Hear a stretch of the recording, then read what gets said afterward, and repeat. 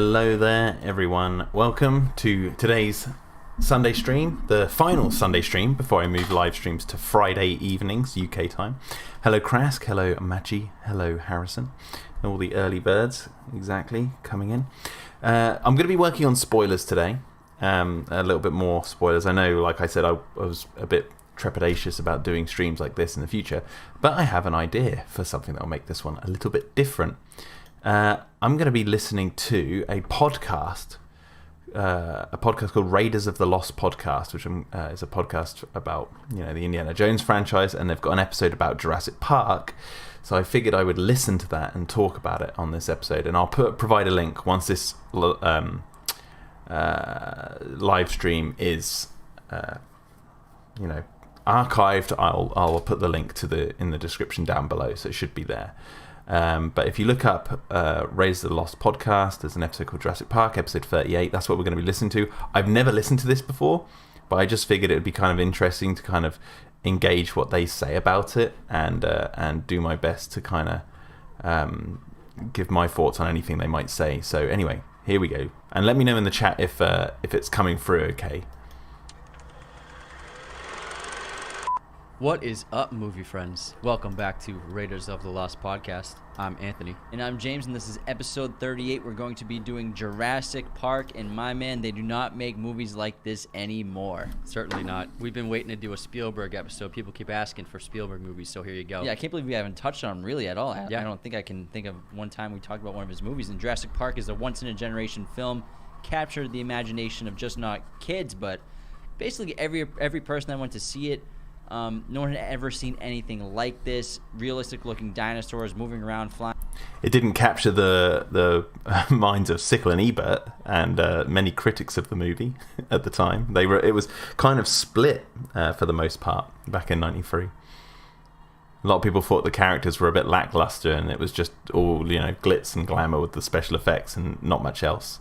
Obviously, I think they were wrong, but at the time, Flying, eating, killing people. It was insane to see. Yeah, this movie made $900 million, which is crazy back then.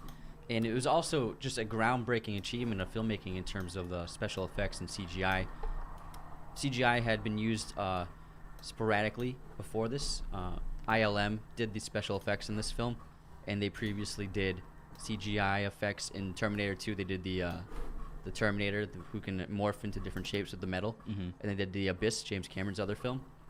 And so those were two films that used CGI as live-action characters, but they were still not quite perfect. In this film, they really showed the true capability and potential of CGI. And Spielberg, he originally just wanted to do animatronics as well as stop motion, right?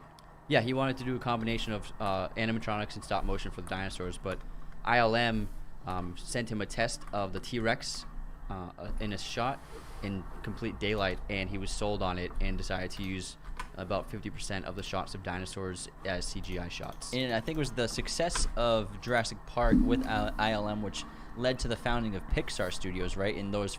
It's funny because I watched Jurassic Park for in 4K. Oh wow! I bought it on 4K with Lost World and Jurassic Park 3 the other day, and I watched clips. I haven't sat down and properly watched it all, but I watched clips, and one of the first clips I went to was the Brachiosaurus scene from the first film, and in 4K that doesn't exactly hold up. I mean, it was the worst CGI shot in the film anyway. And that's not really a complaint because that was the first thing they ever did CGI wise. So of course it's not going to be perfect. And it is still a masterpiece moment of special effects, regardless. But in 4K, I mean, it's aged somewhat. So yeah. First short stories in Toy Story 1. Yeah, those special effects artists and visual effects artists became the small company of Pixar. And the visual effects in Jurassic Park were so groundbreaking that it inspired several major directors to take on projects that became famous for them. So, for example, this podcast is 1 hour and 30 minutes long or so. So we're going to be listening to it for a while. After they saw this movie, George Lucas was inspired. Don't know if I'll be able to get through the whole Star thing. Wars prequels again. Stanley Kubrick was inspired to start AI, artificial intelligence, and Peter Jackson was inspired to start working on the Lord of the Rings trilogy because they saw the potential that CGI gave them as filmmakers. Absolutely incredible. And Jurassic Park came out on June 11th in 1993, again directed by the legendary Steven Spielberg, based on the novel Jurassic Park by Michael Crichton, a fantastic author. He's got a bunch of great books. Check him out if you haven't. Screenplay by David Koepp, and also Malia Scotch-Marmo. Okay, this came out also... Sam Neill. Just for context, this podcast came out the November of 2020, so it's relatively recent. For Dern, Jeff Goldblum, and Richard Attenborough. This film had a worldwide box office of $1.03 billion. Absolutely absurd, incredibly successful film. And it follows billionaire John Hammond, who creates an island theme park that has one thing that no other theme park has: real-life dinosaurs. Despite the staff's guarantee that the park is safe, visiting paleontologists and experts find themselves in the middle of the park's worst nightmare. This film won 3 Oscars, including Best Visual Effects, Best Sound Effects, and Best Sound. I think that was back when sound and sound effects were a separate category. Yeah. So now it's one. And Jurassic Park and the Jurassic World franchise combined for over $8 billion at the box office in revenue. This episode of Raiders of the Lost podcast is brought to you by our friends at movieposters.com. Use coupon code Raiders15 to get 15% off your order today. Get your sponsors. This is also brought to you by Manscaped. Get 20% off your Can I order skip and the free shipping adverts? using coupon code Raiders of the Lost at checkout. I'm Again, not Raiders sponsored of the by them. Lost at checkout for 20% past Google Podcast for them to check out. Leaving a 5-star review is incredibly. Yeah. Jaws was the first. Warning: spoilers are abound. And so Steven Spielberg already changed the way that films were released and marketed. First with Jaws. Yeah, Jaws was the first summer blockbuster ever. Jaws was originally supposed to come out in the winter, but they changed it. Jaws was the first summer blockbuster ever. Yeah, it kind of coined the term blockbuster, but you know, if you go back to like 1933 and see like what the reaction was to like King Kong, I don't know when King Kong was released. Was it released in the summer? But either way, like it was so popular, it was like a huge blockbuster, is what we would call it today. So I'd take issue saying like Jaws is like the first ever blockbuster, but he's right in saying it was called the first blockbuster. To the summer, and they did not think that it was going to make as much money. And I don't exactly want this stream to be me just dunking on anything they say. I think it's just going to be interesting hearing from people who are not necessarily part of the Jurassic fandom as much as I know a lot of other people are. But yeah, I just want to stipulate, if they do end up listening to this somehow, it's not meant to be like a dunking on everything. It's just I'm going to give some interesting thoughts, or at least hopefully interesting thoughts. In the summertime, that's why movies rarely came out in the summertime. It was mostly like those B monster movies. Yeah, exactly. But they realized the potential with Jaws showed that there are all the kids are Hello, Big out Shot. of school on summer vacation, and provides it with more opportunities to get ticket sales as long as the movie is enticing. And so after that, Spielberg literally changed the face of releasing films and the business side of movies. And then Jurassic Park, I think, is the ultimate example, because Indiana Jones movies did make a lot of money, but Jurassic Park shattered every record before it. It became the most successful movie up to that point of all time. And one of the most successful franchises too. And Jurassic Park is what made Steven Spielberg a billionaire. Like we talked about George Lucas, how he became a billionaire from owning the merchandise rights from Star Wars, which is how he negotiated his contract for a smaller salary when he made those. Steven Spielberg amassed his fortune of billions by writing the success of Jurassic Park, the film series, which saved Universal Pictures from bankruptcy and allowed Spielberg to negotiate being paid 2% of all park tickets sold at Universal theme parks, as well as portions of gross revenue from concession sales, which is absolutely absurd. So every time you've been to Universal Studios or been on a ride, Spielberg has gotten a cut of your ticket. That's insane. And after renewing the contract, that is insane. He's still getting Spielberg, paid like this the master every year. businessman, They reviewed the master contract in dealer. 2017 because obviously Universal wants to buy him out of it. Spielberg elected to stay in the deal instead of being offered a payout of, I think they offered like $550 million, but he's going to wait until they offer a payout of $1 billion. What a boss. For him to get out of that clause, because it's insane how much money he's making just from sitting on his ass from what he created with Jurassic Park. That's crazy. And people wonder why it took Spielberg so long to do Jurassic Park 4. So obviously he's making money regardless of the Jurassic franchise having a film out. So he could sit for a while on it until he realized that he had a story that was very marketable to the point where he could probably do something similar again. I mean, that's speculation on my part, I'll admit. But it seems quite obvious that when he says like, "Oh, we're waiting for the right story to come along," when you read interviews, or Kathleen Kennedy says that sort of stuff back in the day, it's like you can believe it. It's like, yeah, they're waiting for the right story. It's not, they don't want a cheap buck, because they did that with Jurassic Park 3, and it sort of cost them. So on one hand, you can kind of hate that and be like, oh, they're only doing it for the money, but at the same time, it's like, it's good business. It's like Spielberg just wants to milk that cash cow as much as he can, but do it in a way that's actually going to be profitable. For just the film alone. And thank you for the $2 tip, Big Shark, and welcome. Hello, Lewis. He says Steven Spielberg and Peter Jackson tried to make summer blockbuster movie Jurassic Park Site C.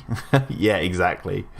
That Site C, like the ocean. If you've seen Clayton's video, you'll know about that. He earned $250 million because he also got a sizable chunk of the back end of the profits of the film itself. And so just for the first Jurassic Park film, he made $250 million, which at that moment was the most a director had ever made for a film. But guess who beat him? James Cameron with Avatar. He ended up earning $350 million because of Avatar's success. Holy crap, what percent did he have of that movie? He must have had like maybe 30%? 20 to 25, 30% maybe. Oh yeah, because it made $2 billion. Yeah, it made $2 billion. He might have had like 20% of Avatar. Hello, Never Not So Clever at this. So $350 million just for one movie. Crazy. And then this movie, it changed the idea of what you could do in a movie, because like we said earlier, the advancement in the groundbreaking special effects they used had never been done before, never been seen before, and the most successful filmmaker at the time didn't even think CGI would work. That's how unawares people were of the profound power of CGI. And then Spielberg implementing CGI in this, most of the time it holds up, the CGI. Sometimes it's a little iffy, but I think for the most part it still looks great. And the reason why the CGI looks so good is because the way Spielberg filmed it was very smart. You won't see any close-ups of dinosaurs when they're CGI. You'll see close. I like this guy. He's like, he wasn't simping for the CGI in Jurassic Park. He was quite realistic about it. Close-ups of the dinosaurs when they're animatronic, but not CGI. Every CGI shot is very wide. Also, it's very dim lighting. For example, the T-Rex attacking the cars. It's raining. It's nighttime. There's a lot of fog. There's very, very minimal lighting. And so I think if that was obviously shot in daylight, you would have seen the imperfections and kind of the unrealistic qualities of the CGI. But I think the way Spielberg filmed the movie, he wisely shot the dinosaurs in a way to make the CGI work better than I think most other filmmakers would have. For example, like the Brachiosaurus scene, he's got a huge wide shot of the Brachiosaurus as it's eating from the trees, and it looks great. Even though if he did a close-up, you would have been like, that skin texture does not look real at all. It looks more like Nat Geo quality on a TV show. But because he shot it from far away, it makes it seem more realistic for us. Yeah, it's like kind of like Star Wars. And even before that, we talked about, on that episode, we talked about Metropolis in the 1920s, which actually blew people's minds away with what they were seeing. And again, Star Wars blew our minds. No one's seen anything like that before. And Jurassic Park was the same thing. Practical effects combined with CGI, and the dinosaurs, there are only 15 minutes of dinosaur footage in this movie, and 9 minutes are actually Stan Winston's animatronics, and 6 minutes are Industrial Light and Magic CGI.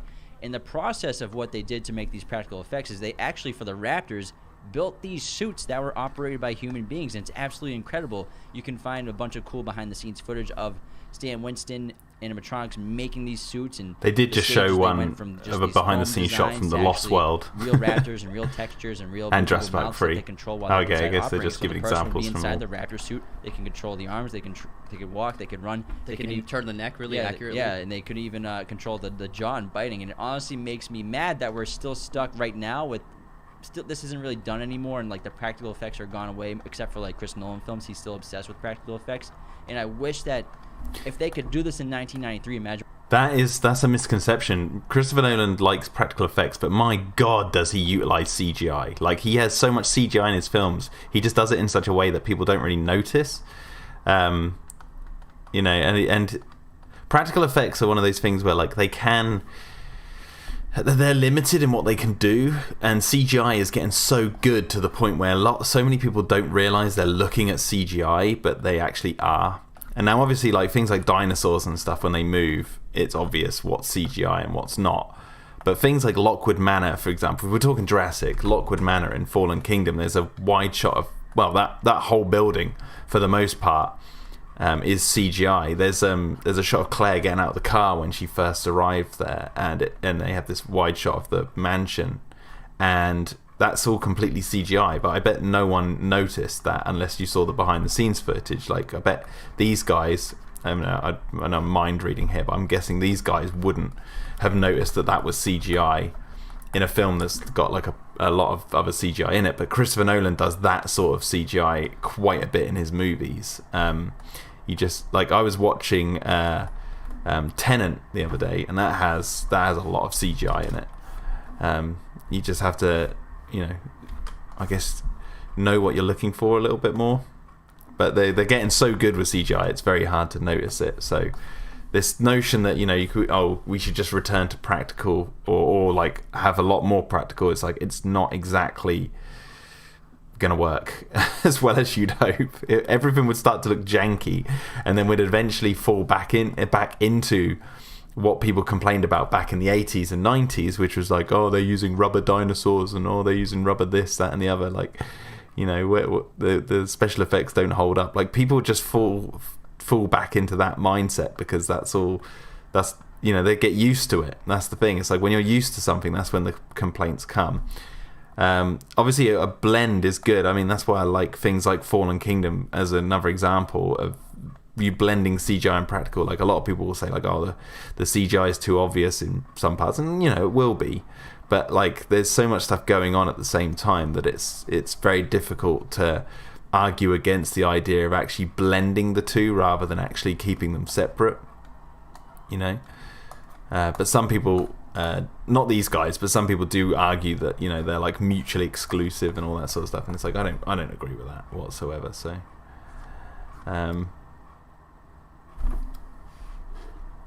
Big Shark says, I never knew Clue in Tron Legacy was CG until I went back to it. Really? Oh my god.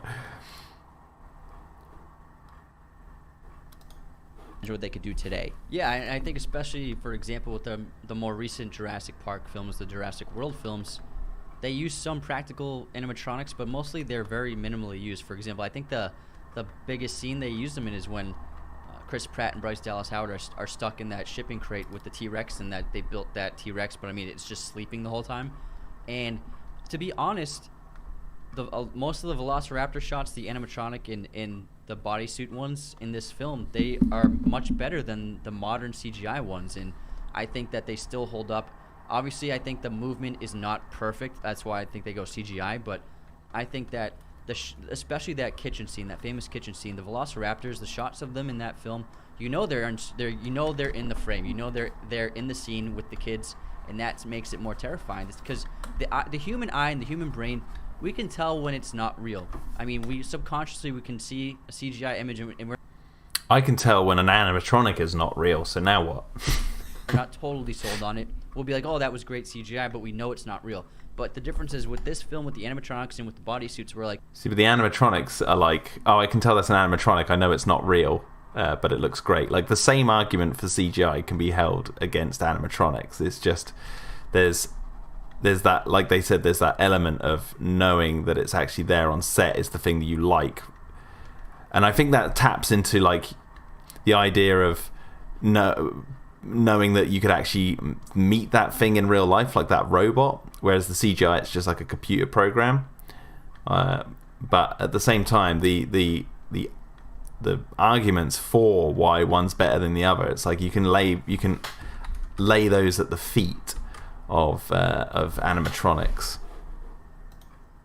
That's real. That's in the camera. That's with the actors, and I think that makes a whole world of difference. This episode of Raiders of the Lost podcast is also brought to you by Manscaped. Oh my god, how many adverts is it? These guys leaders in men's below-the-waist grooming. Manscaped offers precision-engineered tools for your comfort. This shouldn't just be for men or women. It should be for everybody. We gotta groom, especially lockdown. And I'll say this: like, he says, it makes a world of difference, but it's like, but what difference specifically? Like, just because the animatronic's there on set doesn't negate the fact that that it's a fake dinosaur, which is what you're laying at the feet of CGI. You're saying it looks great in CGI, but I know it's a fake, it's not real. But it's like, well, an animatronic looks great, but I know it's not real. So it's like, I don't know what specifically the difference is, unless I'm just being completely dense. COVID. We don't want to get. I mean, watch Jurassic Park 3 and tell me that those animatronics, as great as they look, don't look ass. Like the Spinosaurus is just like looks like a theme park robot. Things to get a little out of control. So manscaped.com, the best place to Maybe get they are this kind of simping gear. for Any guy animatronics. would love this as a gift. Again, Raiders of the Lost at checkout for 20% off and free shipping today at manscaped.com. And I think my favorite animatronics Shave your balls, practical that's what shot they're in the film advertising. with dinosaurs is when the T-Rex is attacking the kids in the Jeep and he's got his eye on the windshield or on the window, and the girl shines the flashlight in his eyes, and you can see his eyes, the pupils dilate and undilate with the light. So it's like amazing practical effects for 1993, and they really thought it out, and they covered every avenue of what could happen to these creatures in real life. Yeah, and when you combine the great the animatronics with fantastic cinematography and then amazing sound design, like when these dinosaurs roar and groan and scream, it feels so realistic, and you feel like they're real. This movie is loud and like. I completely agree with that. I think I have a theory that it's actually the sound of the dinosaurs in Jurassic Park which makes people really, really pimp up that movie as like being the most realistic out of all of them. I think that's why it won the Oscar for sound design. Like the sound of those dinosaurs, like there's no argument there. The dinosaurs sound the best in the first film, but hands down. Like they're so beefy sounding, and they're so menacing sounding, and I think that's what contributes a long way, because the human senses are all, people like to think of those as like separate, but they're actually ingrained. Like there's been experiments with people who are blind, and they'll show them cards of like a happy face and like an angry face, and even though they can't see it, they get there's like an actual reaction, like a skin reaction. I can't remember who did these tests, but it's been evidence to strongly suggest that like it's kind of like a blind chameleon is able to change color to suit its environment, even though it's blind, it can't see the environment. It's that kind of thing. The human body can do similar stuff like that, and so all the senses are mixed. So when you hear these dinosaurs and you see the animatronic, that blend of something real on set, even if it looks janky, combined with the sound, is what really sells the visuals. Whereas the CGI and the sound, there's something there where there's something different there, which is like it's detached. But I would suggest that like if the CGI as it is today had the sound of the first film, I think there's going to be a lot more people convinced by what they're seeing. Or I don't know. That's like a theory of mine, but I think that's like real. But yeah. Like if you have a home theater system, that's like the best way to watch this. But if you have a crappy Roku TV like we do, we gotta upgrade our shit, because this was loud as hell when we watched it recently. But again, the sound in this movie is incredible, and the Tyrannosaurus Rex's roars were made with a combination of dog, penguin, tiger, alligator, and elephant sounds together. it's a lot of animals. And then we said it previously, the Velociraptor sounds were made from tortoises having sex. Yeah. And a really interesting thing about this film is that Spielberg finished production on this, and he was in the post-production phase of Jurassic Park while he began production on Schindler's List. Both these films actually came out in 1993 in the same year. Oh, wow, I didn't know that. And so he actually took no days off. He just went from Jurassic Park to Schindler's List, and while he was shooting Schindler's List, he was going through the edits of Jurassic Park and going through the post-production and visual effects. So he would do conference calls and video conference calls with the Jurassic Park crew to tell the CGI and visual effects crew like what he wanted from shots, and then he would go through the scenes with the editor. I can't remember if this is true, but didn't George Lucas edit some of Jurassic Park? I could be wrong there, but I've heard that. I swear I've heard that somewhere. I think the Rotunda scene, I think he edited, if I remember correctly, but that could be fake news. Almost every day while he was shooting Schindler's List. And I can't think of a more impressive 1-2 punch of two films for a filmmaker to make Jurassic Park and then Schindler's List come back to back from each other, because they're both masterpieces in their own right. They're both important films in cinema, and they couldn't be more different from each other. Yeah, that just shows the skill of Spielberg as a director, and he's one of the most successful, obviously, but also one of the most important directors we've ever had because he created the summer blockbuster, and obviously he's been entertaining us for so many decades. But his skill as a director, like we just mentioned with Schindler's List and Jurassic Park, it transcends so many genres. I mean, Jaws, E.T., Jurassic Park, Catch Me If You Can, Minority Report. He's such a legendary I love Catch director. Me If You Can. Saving Private Ryan. Saving Private Ryan. I mean, it's insane the movies that this guy has made, and I think a lot of people think like, oh, it's just Indiana Jones, or he just makes these blockbusters, but he makes a lot of smaller films too as well. I mean, Catch Me If You Can. That's not a huge film like Jurassic Park, but that's one of my favorite Spielberg movies. It's one of his best for sure. And the great thing about Jurassic Park is it's a monster movie, and with dinosaurs. By the way, if you're wondering why these guys sound very similar, they're twins. They look like twins. And like, you would think like, oh, it's kind of like not that crazy or far-fetched of a interesting or unique idea, but it's because of Spielberg's skill as a director. It's so much more than that. We actually have real legit underlying themes with this film, most specifically like humans versus nature, or humans versus God, or God versus nature. So there's a lot of great, interesting themes going on. Yeah, so there are a lot of very deep themes that we're going to get into, and also the I hope they film do is get into these centered deep upon themes. Human characters and human dilemmas and problems and themes, and I think with every Spielberg film, no matter how many special effects or unbelievable it is, he always centers his stories on people. And I think that's why it really sets it apart from other films, because if you look at like the new Jurassic Park movies and any other kind of big budget science fiction film, it's usually spectacle over substance. And like Yeah, no, I take issue with that, because I would say Jurassic Park's substance isn't as deep as people like to think. It's like pseudo substance.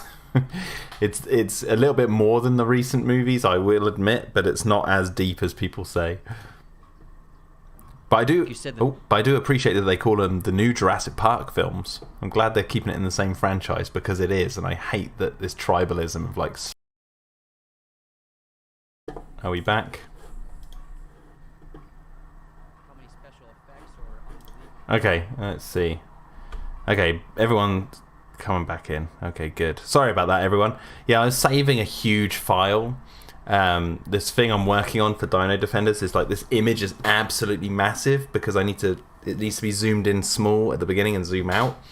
And my computer couldn't handle that, streaming, watching this video, and downloading something from my Google Drive. So I'm going to try and download. I should probably stop trying to like do as much stuff as possible on this computer at the same time, which sucks, because it's like, you should just be able to work. Save that there.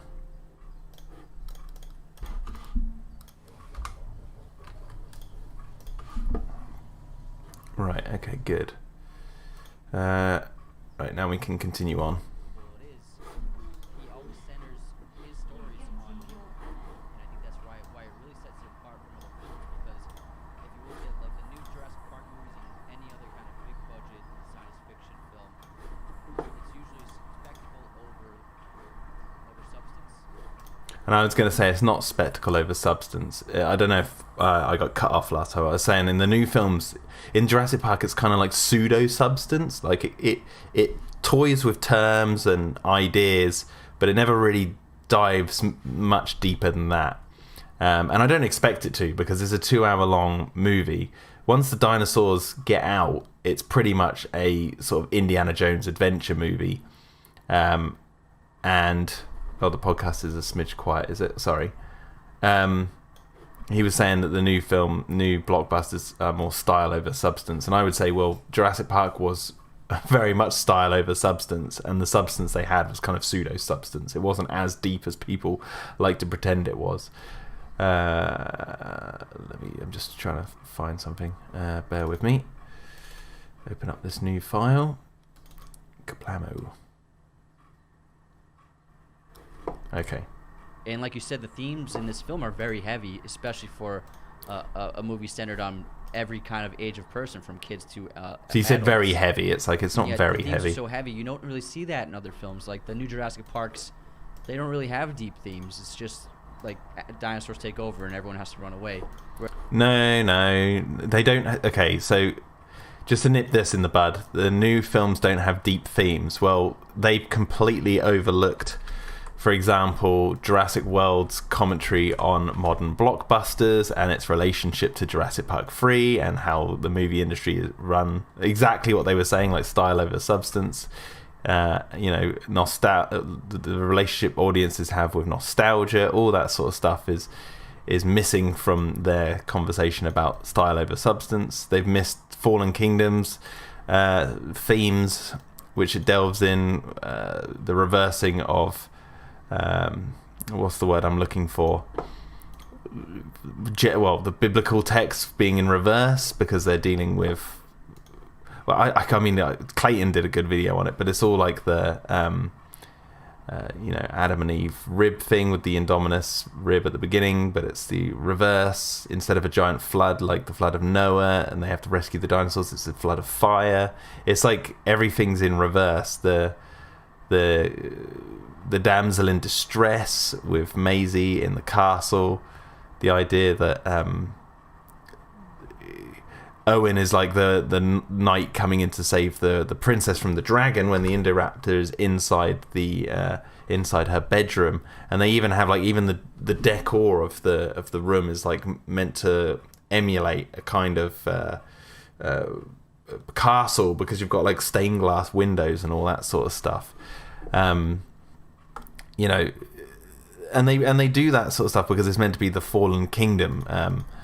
It wasn't just the kingdom of the dinosaurs that fell and they just had to run away from it. It was the kingdom of man falling because the dinosaurs were going to be released. It was the kingdom of Lockwood falling because Mills took over his kingdom, he overthrew the king and started a slave trade and all that sort of stuff. Like, there's a lot more going on with these new films than just people running away from dinosaurs, and it's a bit disingenuous. And this always happens with people who are obsessed with Jurassic Park, but then they just write off the sequels as nothing. It happens with The Lost World too. Now, it doesn't mean that the films are perfectly made, because obviously there could be script problems, there could be acting problems, there could be special effects problems, there could be anything in these new films and in the old one. But a lot of people tend to just write off the newer films as just schlock, which they just did. When that's not the case. It's you're not giving it a fair run, and that's the issue with these kind of podcasts and stuff. Is no one ever has the debate. Like, I never hear anyone, especially with Jurassic, have this debate with them. It's always like they just say that and then move on, and it's like, I just wish that there could be some kind of platform somewhere for someone who thinks that about the new films, and maybe someone who, or someone like myself, who has these thoughts of like, no, there's more to it, and can go into it a little bit deeper, and have like an unlimited time limit to go over that. I just wish that could kind of happen. That's why I'm trying to like reach out to people like Mauler and stuff. It's like, if he ever does like a Jurassic review again or video on EFAP, then I'd love to go on and actually defend it and at least have a pop. I mean, I could be wrong about some things, but I'm willing to have the debate and see what happens. But like, yeah, I always hear this sort of stuff, and it just really annoys me, because it's like, okay, well then what about all this? And then I can label all that sort of stuff and then hear what they have to say. But it's usually just, no, they just ran away from dinosaurs and the first film has all the heavy themes. It's like yeah, heavy themes. Yeah. Ian Malcolm saying, God creates dinosaurs, God destroys dinosaurs, God creates man, man destroys God, man creates dinosaurs. That's not heavy themes. That's just hinting at heavier ideas, but it doesn't actually dive into them. It's just a kind of almost like empty platitudes, if that's the right saying I can apply here. But yeah, I just want a fair shake. I just want a fair shake for these newer films.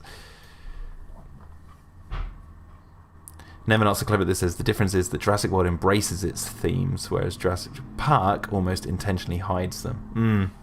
Yeah.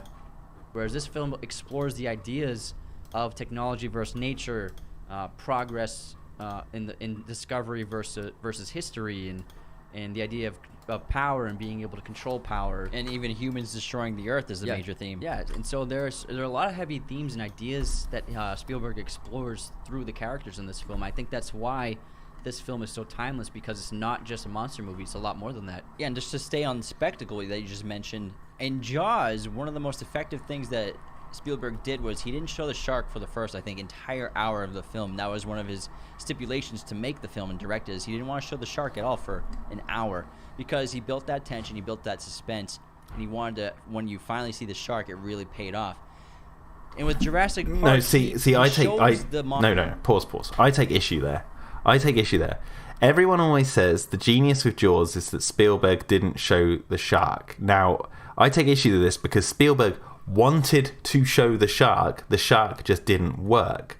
And what's actually good about Jaws is the acting. The reason why not seeing the shark works is because you're invested in the characters and you're invested in their plight as they fight off this menace that's in the sea. It's not necessarily the fact that you don't see the shark, it's that it's made up for by the fact that you've got these really interesting characters.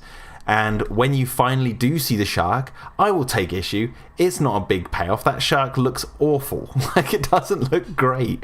And it's like, but the only reason you buy it is because of the acting. You see Brody's character like, we need a bigger boat and all this sort of stuff. That's what makes Jaws good. It's not the fact that Spielberg didn't show the shark. It's the fact that the acting was good and that you were invested in what was happening despite not seeing the shark. I bet if the shark worked, you would have seen it a lot more, and it still would have been effective because you still would have been invested in the characters. I hear this all the time about Jaws, and it kind of bugs me. It's like, no, watch the making of it. He talks about he wanted to use the shark all the time. He was forced not to show the shark. So there you go. Monster, he shows the wonder early, and I don't hate it. I think it's like actually 20 minutes in. Yeah, I think it's a good call rather than waiting it and saving it for longer. I think that's a critique of some people, is that he didn't save on to the reveal of the dinosaurs, because the opening scene is the velociraptor in the cage. We don't get to look at it. We just hear it. We just see what it does to people and the noises that it makes. And then we don't see a dinosaur. Yeah, Never Not So Clever this says, don't forget the music, Jack. John Williams does quite a lot of heavy lifting on the screen. Yeah, exactly. The shark has a presence in the music, yeah. And this guy's kind of almost... He just blew his own argument out of the water just there. He said... He said that he didn't mind seeing the dinosaurs 20 minutes into Jurassic Park. Like, he didn't hide stuff. And it's like, well, okay. Well, then that kind of proves that Spielberg can do something good with revealing stuff. Like, if he can actually show something and it's effective, then good. That's like, it works still. That's not really the Jaws argument that you're making there. So that makes me question, like, why he even brought Jaws up in the first place.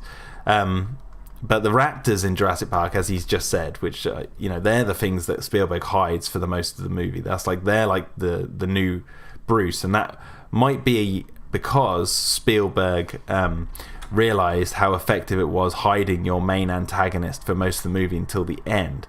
Like, Spielberg learnt that lesson by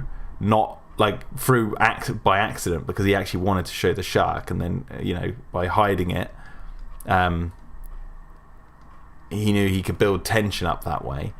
But obviously you need good acting and you need good reactions to the lack of seeing what's on screen. So, like, with the raptors, again, like Jaws, it's like you get them looking at the raptor eating the cow, and you've got all those reactions there from the characters, and that's where you get your human emotion from, is the characters, obviously. So that's how it works there.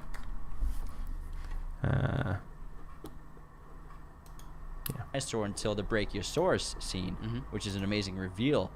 And the thing with Jurassic Park is, I think that Spielberg understood that at the time, the wonder of these creatures is really what was the most important part of the film, because we've seen sharks, we know what they look like. We've seen, obviously, in the 1970s, they'd seen TV shows about sharks or documentaries about sharks, textbooks or whatever. We've seen them. We know what they look like in real life. But dinosaurs, actual, real, ancient dinosaurs that were extinct that were here 65 million years ago, have been extinct for that long. we've always just thought we know what they look like. We've seen photos of them in textbooks. We've seen frozen versions of them in museums and prototypes and skeletons and cartoons, but we've never actually seen like a major film production depict them in an accurate way on a big screen to actually feel their roar and hear what they sound like and actually try to imagine what they were really like, and to have that put up on a screen in front of us. We never really had that before, so I think that instead of saving it, it was really effective to use it pretty early on. Yeah, exactly. It's not a horror movie. You're not making Jaws where you're not showing it. This is more about the magic of filmmaking and what it can do, and just this shows the power of film, where you can bring back an extinct species and show it to audiences, and we can see what it was like these animals were like, and what it's like to see a human and a dinosaur in frame at the same time. So I think, and the dinosaurs are completely inaccurate and they're inaccurate, and they don't really, what's the word I'm looking for?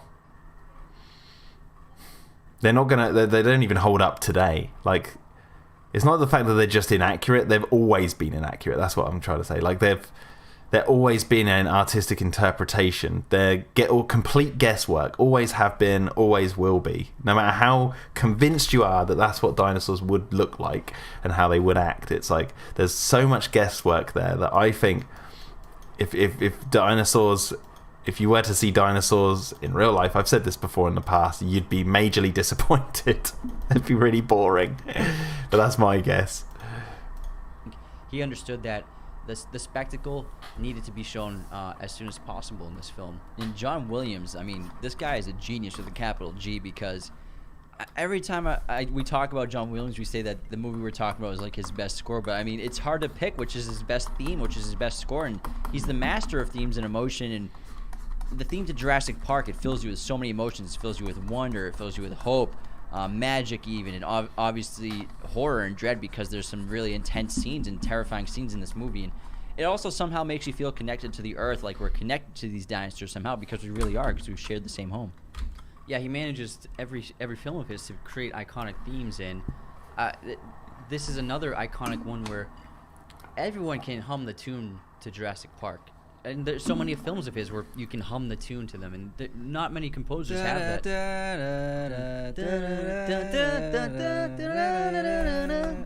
And so now you two sing the theme from Jurassic Park 3. No? Poor Don Davis. He has this innate ability to just capture the ideas and emotions of a film and create sounds with them, and no one else has or ever probably will do it the same way again. This film is also, it's pretty terrifying, especially for kids. See you later, and Harrison. For adults, like the first few times you've ever seen. If you've never seen Jurassic Park, it's scary as fuck the first time you watch it. And I know this came out in '93. We were just little guys, and Mom always tells us the story whenever we talk about Jurassic Park that it was our favorite movie when we were little kids, because obviously we got it on VHS as soon as we could, our family, and whenever we would watch it, we would be so scared of the T-Rex that we would have to run behind the couch, and we'd like peek up over the cushions to like watch the T-Rex tear everybody apart, because that was the only part we were mostly afraid. Beta. I was never afraid of Jurassic Park. All these beta males hiding behind the couch from a T-Rex. Come on, guys. I'm joking. Afraid of that, but it made us. Oh well, I'm not. I actually was never scared of Jurassic Park. Never have been. Even when I was a kid, didn't care. I was scared of Alien because I was watching that. But yeah, Jurassic Park wasn't very scary to me. Never has been. Run behind the couch and hide. Yeah, and but I can understand how it can be for some people. Kids to watch movies that can I be can a see little the scary elements that sometimes, might do that for some people. I mean, being frightened and fear is a part of life, and so I think it's not like you shouldn't shelter kids from seeing this film, because it is just a movie, and you learn when you grow up. You learn that movies aren't real life. I turned out all right. Yeah, you turned out fine. Oh, so far. But yeah, you're right. This movie has some really horrific elements, and Spielberg pretty much pulls no punches. I mean, it's not rated R, but it still is pretty gory. It's pretty bloody. Some arms hanging around. Yeah. And there's a lot of off-screen violence. Like, for example, that raptor scene in the opening. You don't know what exactly the raptor's doing to that guy, but you can tell it's horrific. And just the way he shoots it and the sound design, it just puts you on edge, and it's you don't even need to see him like tearing apart the man's flesh. You know whatever's happening. It's horrifying. There's no need to do any more. There's no need to show it, really. It's scary, yes, but also this film is incredibly suspenseful. And I think the best example of suspense throughout the whole film is the Velociraptors, because Steven Spielberg depicts them as the most terrifying animal in the movie, in the world, even more scary than the T-Rex and more menacing than the T-Rex. And he builds the suspense for the Velociraptors so well. I mean, we just get glimpses of the claw that Grant has, and the story he tells the little kid at the archaeological dig, and we see the raptor cage and what they're kept in, and when they lower that cow, we see what they do to the cow. Just the on the side note, just a little tangent here. The raptors in Jurassic Park and the T-Rex, like he brought up, like they're even more scary than the T-Rex and stuff. I've always looked at the raptors and the T-Rex like brains over brawn kind of thing. Like the T-Rex is all brawn. It's a dumb, big animal that like is scary because it's just gonna like, well, it's got enough power to take you down and all that sort of stuff. Even if you're hiding somewhere that's safe, relatively safe, like the toilet that Gennaro hides in, all that sort of stuff, it'll just smash through the walls like all brawn, like, you know, like a big meathead. Whereas the raptors are brains, like they've got their smarts, they've got their wits, they can outsmart you. And obviously the raptors are quite strong as well, because they like smash through glass and stuff, so that they are kind of brawny in some aspects, but compared to the T-Rex, they're brains over brawn. And that's, you know, and it's as you go through the film, the T-Rex ends up, you know, you can have all the brains and you can outsmart everything, but the T-Rex just comes in at the end and basically says, like, you can be as smart as anything, but if I lay a punch on you and I'm the brawn, I'm the person wielding the brawn, or the animal wielding the brawn, you're done. Like, it doesn't matter how smart you are, you're completely done. But obviously, if the raptors had more than two of them and they launched on the T-Rex, then their pack mentality, their brains would outsmart the T-Rex, and then that would be done. I've just always saw that dichotomy as quite interesting. Bushes moving and the sounds they make, and they're banging, and the hunter Muldoon, who's basically who Chris Pratt is in Jurassic World, telling us how smart they are and how deadly they are even at 8 months old. And then when we finally see the raptors after they break out of the cage, it's such a huge payoff in terms of suspense. But he does that with different story arcs in terms of suspense, and not just the Velociraptors, but also the network of the security system crashing, and Dennis Nedry's story arc. So like, he builds suspense in different points in different areas of the film. Yeah, and a great example of suspense also is the T-Rex attack, and because you know that there's a T-Rex behind that fence, but he slowly reveals it here and there, and you don't even need to see it, and you're horrified, and the characters are terrified. And he just slowly stretches the suspense until finally the monster shows up. And I think that Spielberg is an expert in suspense, and that's why the film works so well, because it's not like the dinosaurs just attack right away. You know, he waits for it, and he savors the moment and makes you really experience fear, just like the characters are. This episode of Raiders of the Lost podcast is my god, adverts. Jesus Christ, gents.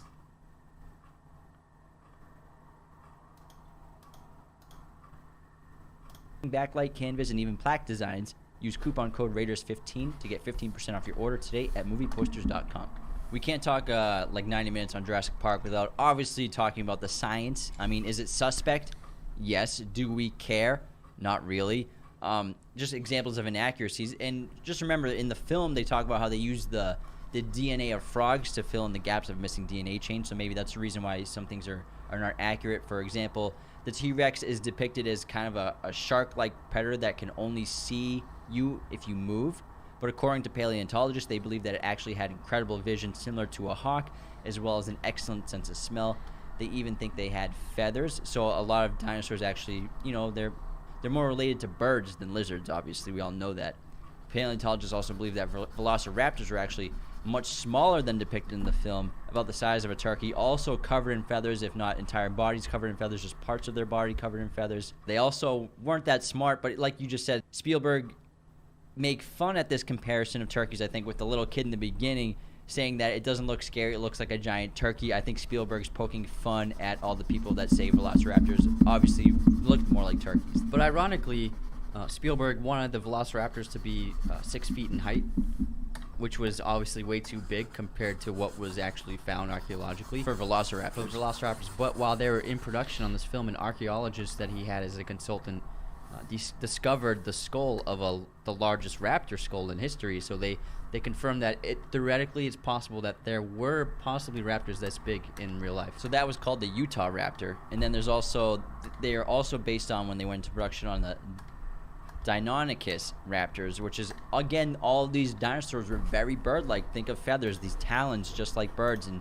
Spielberg and the filmmakers obviously opted for that kind of like giant lizard look, which I can understand. It makes them more relatable to us today, to look like modern-day lizards kind of. And it's more believable and scary probably, rather than making them look like these giant, like, wild half-bird, half-lizard monsters, which they actually were. Yeah, and they were very colorful too. So that might have...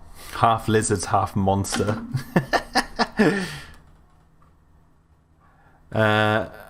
One second, guys. I'm just going to go to the loo. I know I've had like a few breaks in this because we had the stream go down, but I'll be back in a second. Bear with me.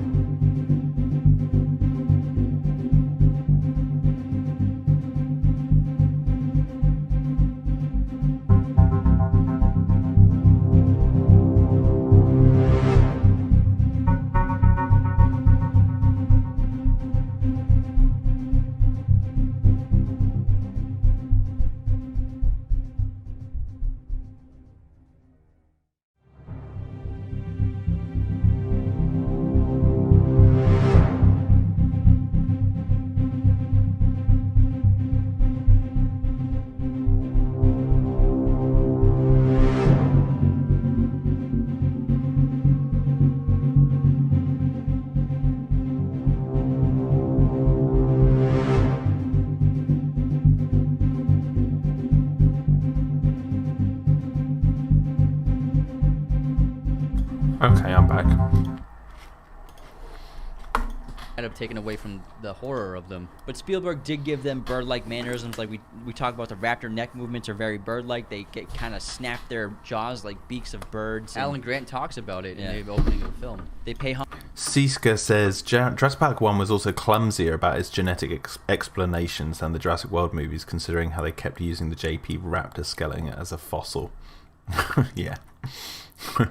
homage to the real bird-like actual characteristics of the dinosaurs without actually making them visually look like what they probably would have looked like. Yeah, but I think it's okay because I think that since they used frog DNA to help finish the DNA genes, that's why there aren't any feathers on the dinosaurs. So they adopted more of reptilian characteristics as opposed to their more bird-like history. And also, there's no fucking dinosaurs, so we don't actually really know. Knows, we really? don't know. For all we know, they could all be red and just be spewing like hot sauce out of their pores. We don't know. Yeah. Hot sauce.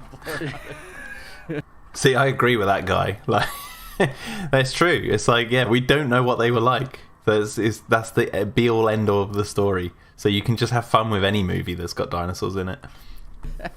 In Jurassic Park, the infamous insect preserved in amber was an elephant mosquito, the only species that doesn't suck blood, so this makes extraction of dinosaur DNA impossible. Not to mention, dino DNA is also too old and fossilized to read. Paleogeneticists maintain that after 1.5 million years, nucleotide bonds that make up DNA wouldn't be long enough to extract any meaningful data. And one more, the pile of Dino Droppings, which is a hilarious scene, and they stand next to these enormous man-sized, person-sized piles of Dino Droppings? Droppings. The largest known coprolite fossilized Dino dropping ever recorded was only 40 inches long. Only 40 inches. That's like the size of this table. That's huge. And this film is based off of the book Jurassic Park, which is a fantastic novel. If you haven't read it, there's a lot more detail into the science behind how they created the dinosaurs. And also, there's some really great dinosaur scenes, action sequences, and really terrifying scenes that aren't in the movie. One of my favorites has got to be, there's a scene where Grant and the kids, they're also stuck in the park in the novel, and they find a river, and they decide to take a raft on the river to go down the river. And the T-Rex follows them into the river, and the T-Rex just slowly swims behind them and gets closer and closer to them. And it's an amazing scene, and just imagine a T-Rex swimming behind you. It's like that dog scene in No Country for Old Men where the pit bull is swimming towards him. I don't know if it's swimming. It's just walking on the base. I think of the river. Actually, I think it's the river's so shallow enough that it can walk in the water. But it's just a fascinating idea, and I think that's something that would have been amazing to see on the film.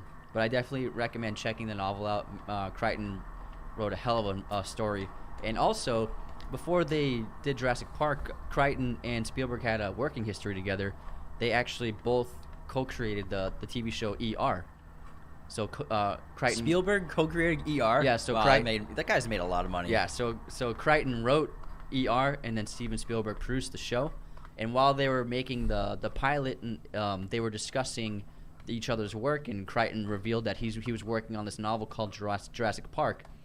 And Spielberg asked him to send it over to him, so he sent it to him, and then Spielberg read it and immediately called him and said, I'm going to have Universal buy this. And so he talked to Universal, and Universal purchased the rights to the book for, I think, $2 million 6 weeks before it was even published. So no one else had the book or had access to the book except for Hollywood producers. And James Cameron wanted to make the film, but he never got a bidding chance because Spielberg, having already had this connection to Crichton, beat him to the punch. And then Cameron, after watching this film, was like, it's actually best that Spielberg made it, because if James Cameron made Jurassic Park, he would have made it rated R and very violent and gory, just like Aliens. That would have been sick. Yeah, which would have been sick, but also it would have taken away the ability for kids to see this film. Mm-hmm. And I think that this movie...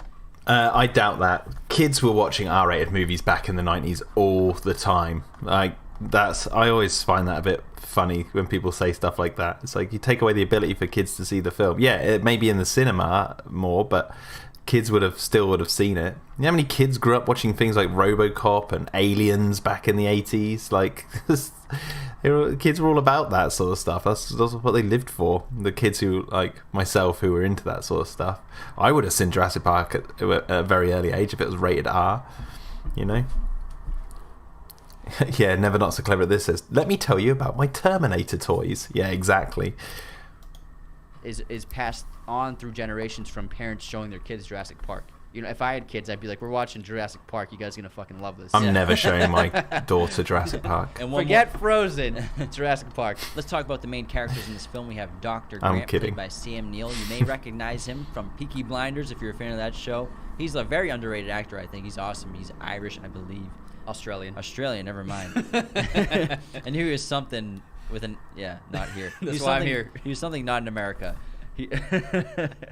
He's a paleontologist and dinosaur expert. And Dr. Grant, he's clearly a very intelligent guy, and one of my favorite character traits of him throughout this entire film is that he hates kids, which he clearly shows in the beginning of the film. Mm-hmm. But he's obviously very passionate about what he does. He's very spearheaded and disciplined and is clearly obsessed with his work. Yeah, Grant has two main character flaws in that, first of all, like you said, he hates children, even though his girlfriend, Ellie Statler, is very much open to the idea of having kids. And it's something that she keeps talking to him about. It's going to be a part of his transformation as a character. But Grant also hates technology. And he lives in the past, and he doesn't believe that technology has any useful benefits to society. For example, Sika says, I think nostalgia does a lot of talking too. Who knows what kids who grew up with Jurassic World will have to say about it once they're old enough to articulate their feelings on it. Yeah, exactly. We don't know what the final analysis will be. I mean, there is no such thing as a final analysis, really, but yeah. Example, in that dig site, there's that guy who's has the computer and scanning for bones beneath the surface.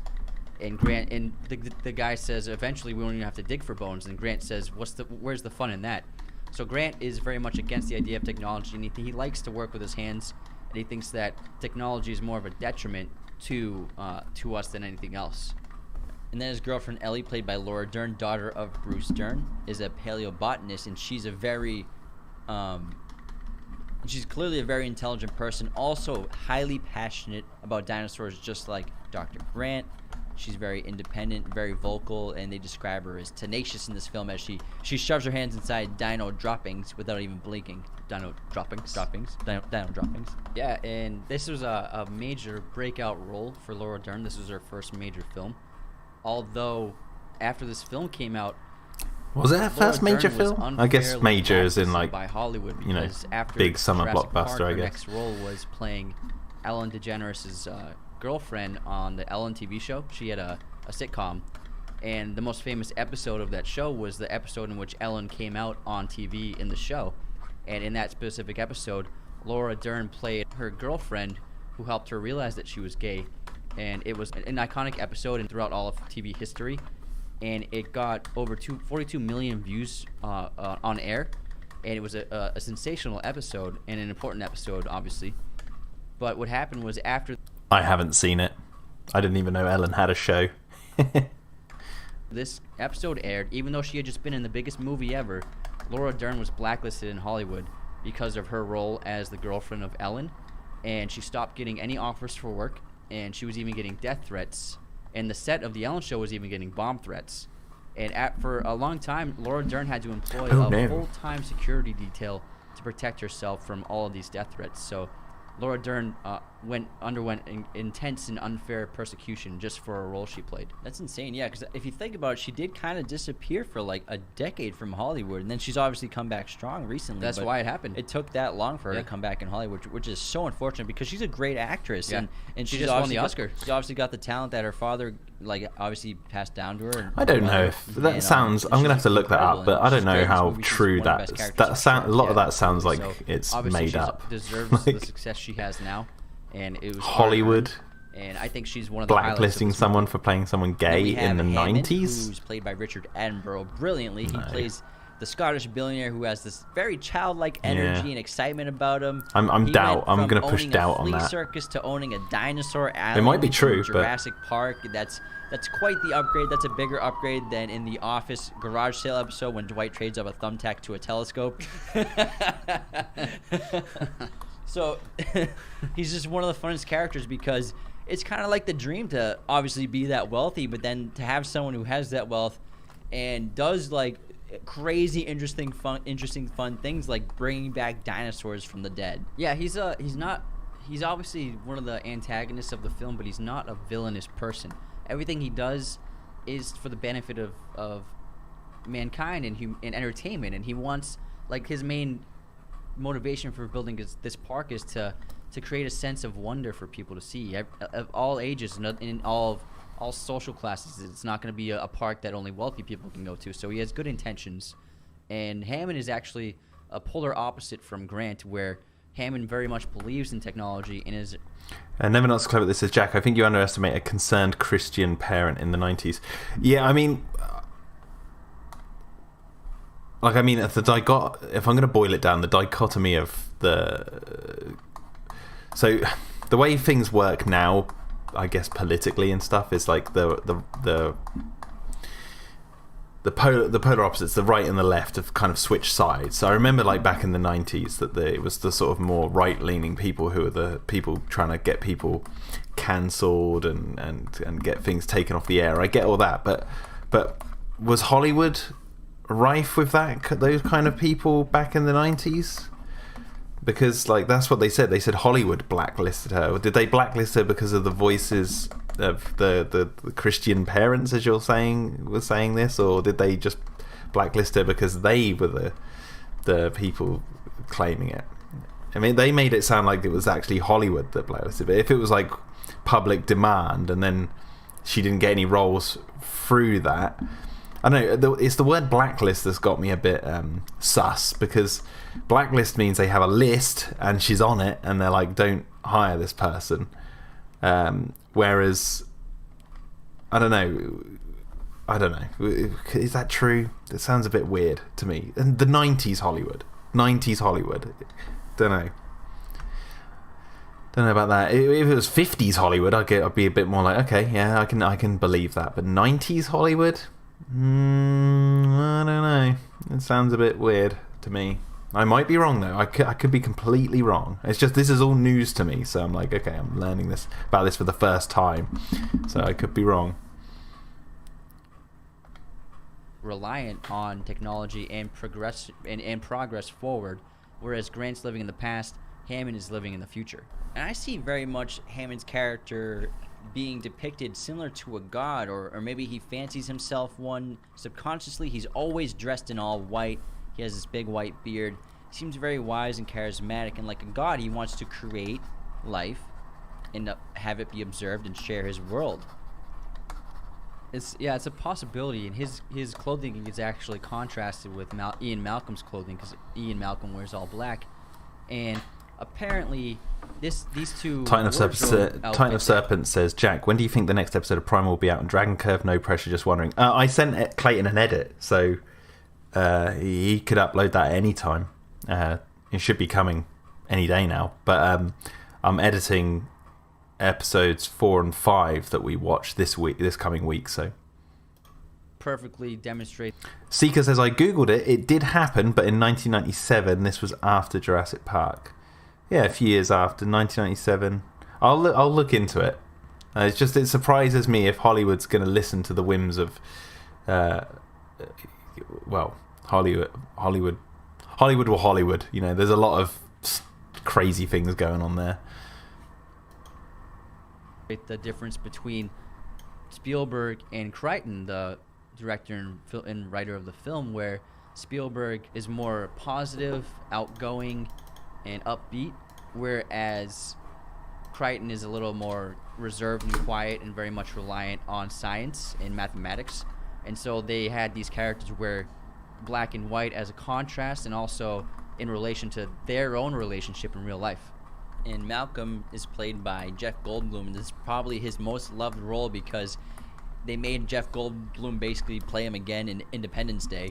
It's the same freaking character. But Ian Malcolm's this mathematician genius in the chaos theory realm, and he's also basically reached this level of a rock star. You can tell by the way he dresses. He looks like he plays guitar in a band or something. You know, he's got like these big necklaces. You can see all his chest hair. He's only got like one button done at the bottom. He's got that big flamboyant ring. So he's also always flirting with Ellie in this film, and he's hysterical. He's clearly has some of the best dialogue in the film.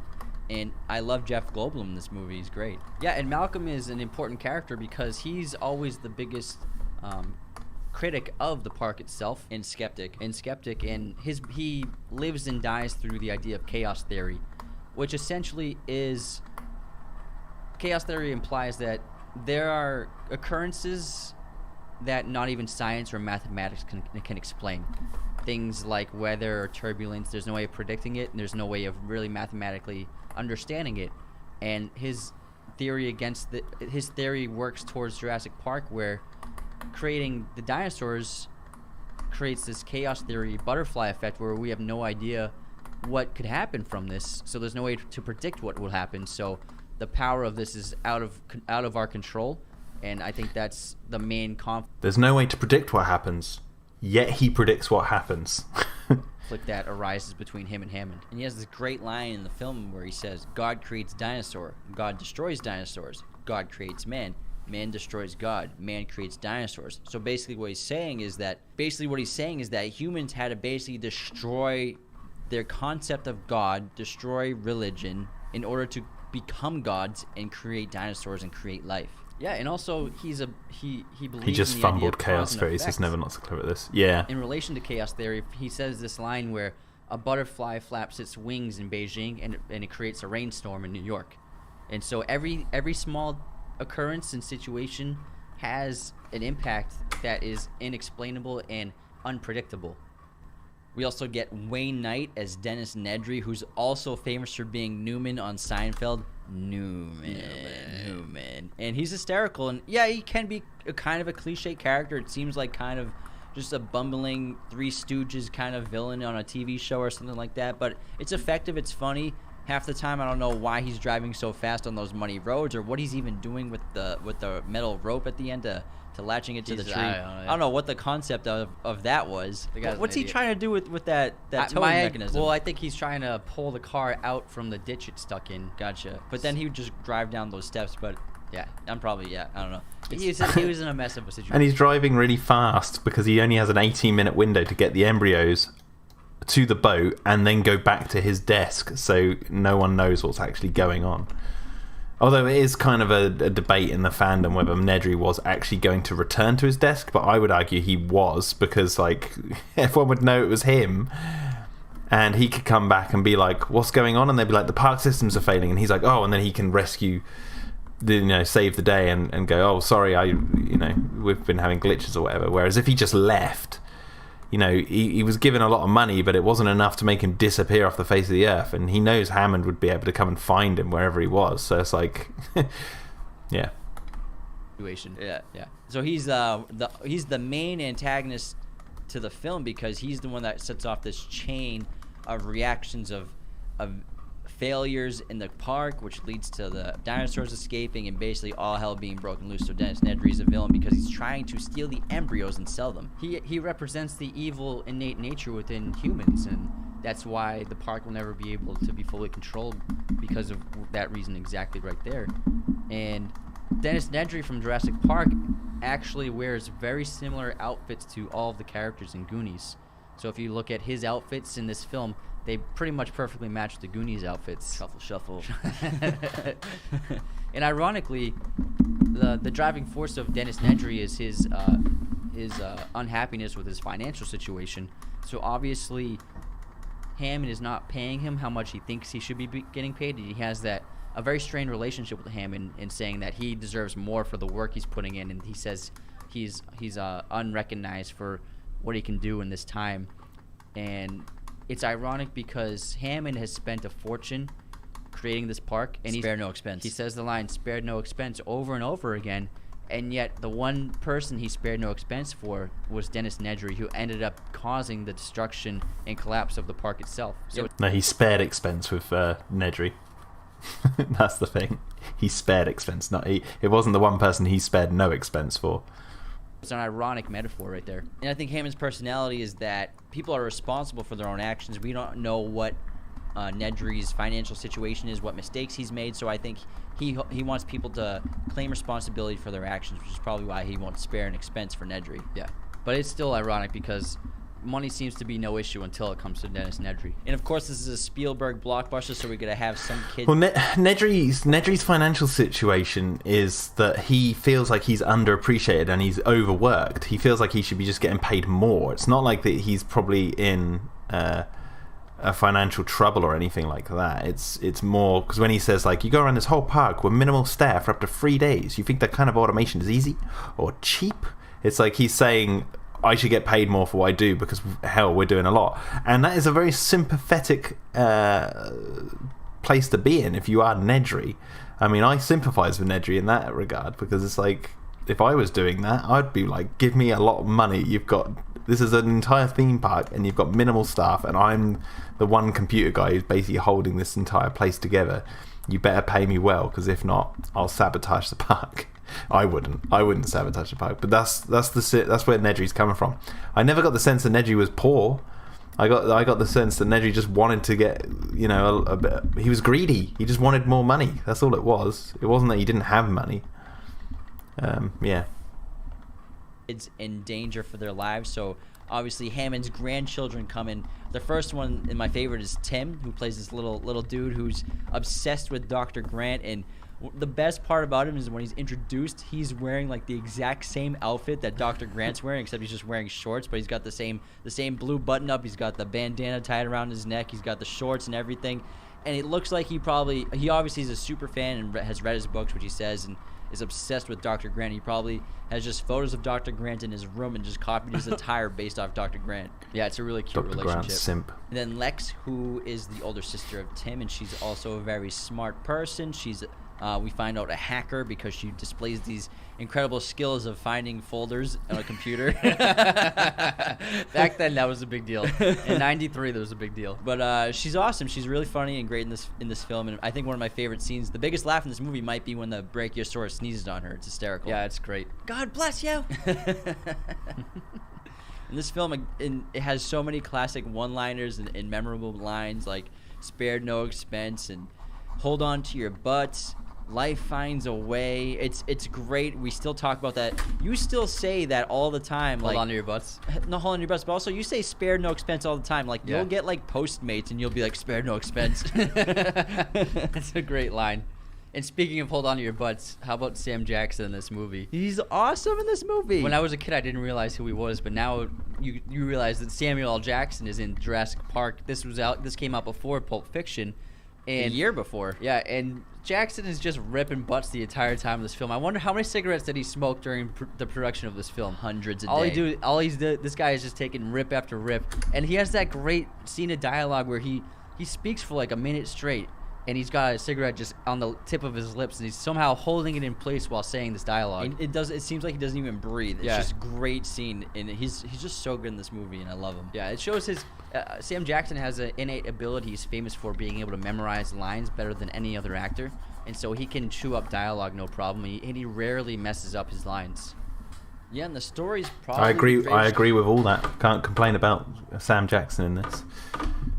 Back when you could smoke indoors, damn liberals, says Never Not So Clever at this. Yeah. Strength of this film. Obviously, dinosaurs have been done before, not as well because Steven Spielberg didn't do it, and we've seen. I'm sure he wasn't the first person to come up with the idea of dinosaurs on the modern world, but I think he brought in the science of it with the genetic coding and cloning, and it actually on screen seems plausible to an audience member who knows nothing about science. It seems smart. You actually learn some stuff in this movie, like the DNA cartoon that's playing in the little theater. You actually learn some stuff, so it's actually a little educational. In that scene in particular. But you just said it's not real science, so it's not amazing educational. Example of Spielberg being able to translate these very complicated God. and You learn complex something. scientific You learn ideas pseudoscience. to children. Because I remember when I saw this movie for the first time, we were kids. Well, not little, but I remember being young and seeing this movie and completely understanding the science behind how they made the dinosaurs no problem at all, which is a really, really hard thing to do. And I think he is such a good Pseudo-educational, storyteller that he can yeah. even tell a complicated scientific story to little kids in a very easily digestible way. Versus the garbage they used to show us on VHS when we were kids in science class and stuff like that. Yeah, so, exactly. So like picture Steven Spielberg. That garbage in your science class was actual science, mister. At the time, might be outdated now, but at least that was the real science. You're speaking about Jurassic Park as if they should have been showing that in science class. It's like you just admitted that that's not real science. Oh my god. Teaching your history class and what it would look like. That'd be a sick class.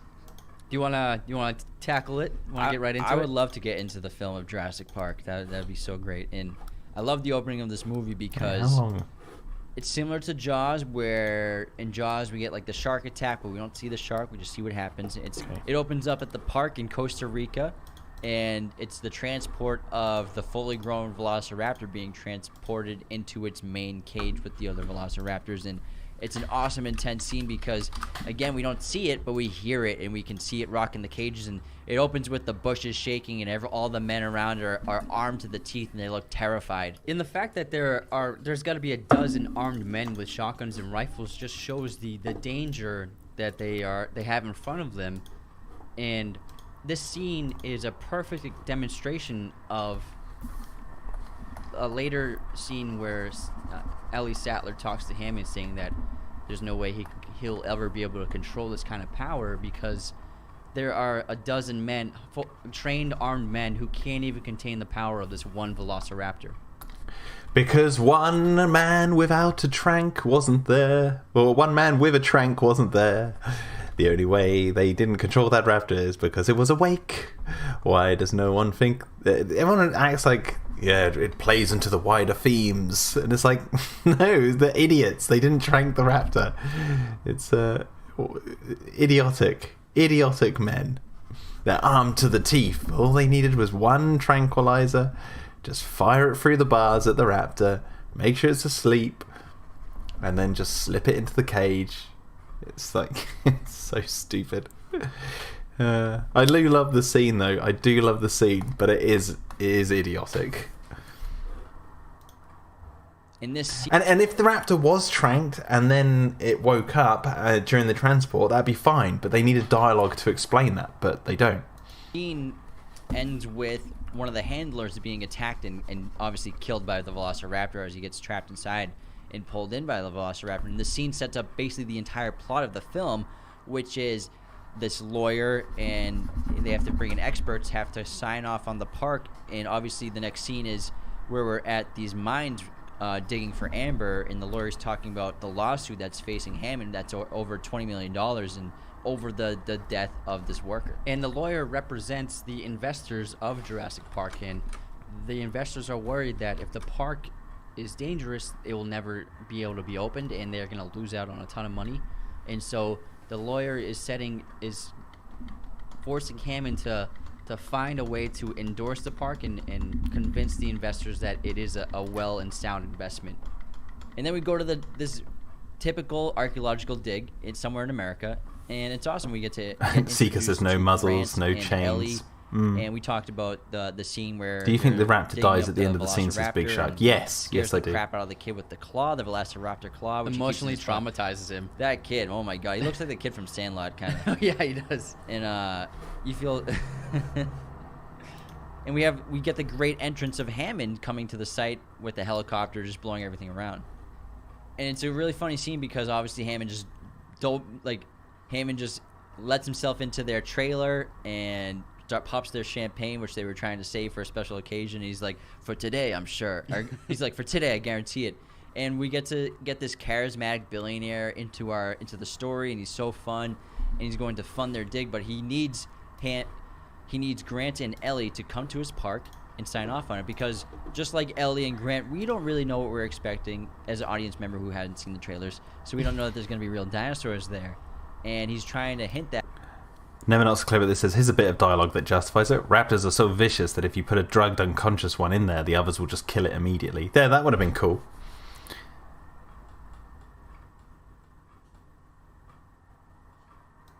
It's right.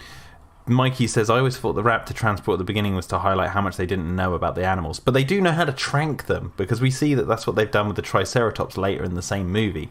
And also, if we're going to go with the wider canon, if they have been moving them over from Site B, then they definitely know how to trank the dinosaurs.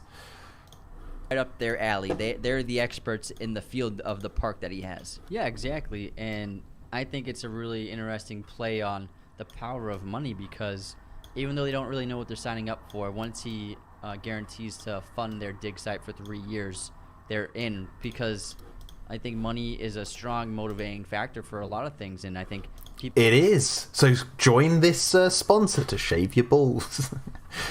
People who have money obviously have power to pretty much do whatever they want. And so Hammond can buy pretty much anyone money is he a great wants to do, motivator. Now shave your balls. Have them do whatever he wants. And archaeologists depend on investors. They don't get funding from anywhere else, so they need investors, and they need this dig to keep operating. Like I said earlier, he hates technology, and he lives in the past. He seems like he's been digging up dinosaurs for decades. Yeah, and I think he's reached his plateau in his life, and Ellie is obviously aware of it, because I'm joking. Money is a good motivator. Join my Patreon. Just like rejects it right away. Have Dino-Defenders. Makes excuses, and obviously that's something that's important to her, but he doesn't want that in his life.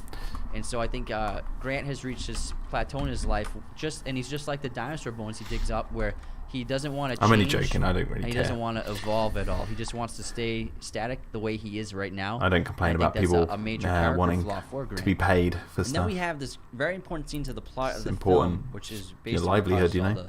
The terror in Jurassic Park is... So Nedry is in Costa Rica, and he meets with this person from a competing company of Hammond's. Dodson, look, Dodson's here. And see, look, no one cares. And it creates the conflict of the film where Nedry is going to sell out his job in Hammond for profit, and he's going to steal embryos of dinosaurs and basically give this competing company 10 years of work for $1.5 million, I think is what he's going to get paid.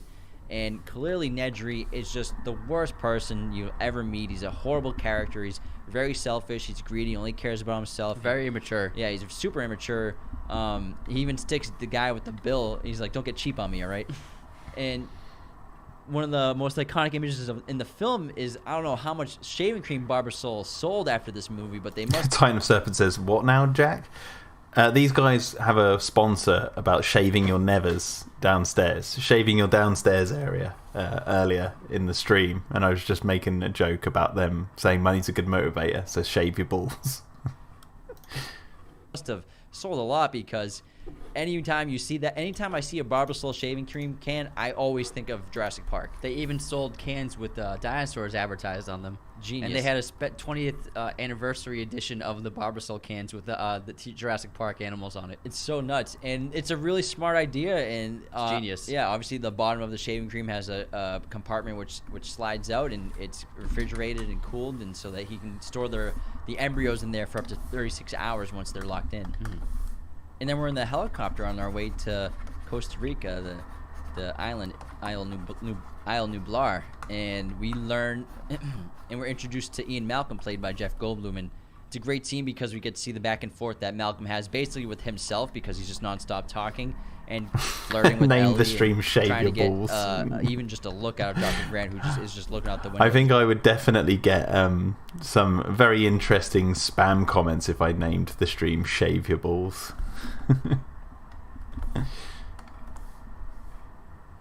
His hat on mostly. And starting fights with Hammond. And I think Ian Malcolm is obviously an extremely memorable character.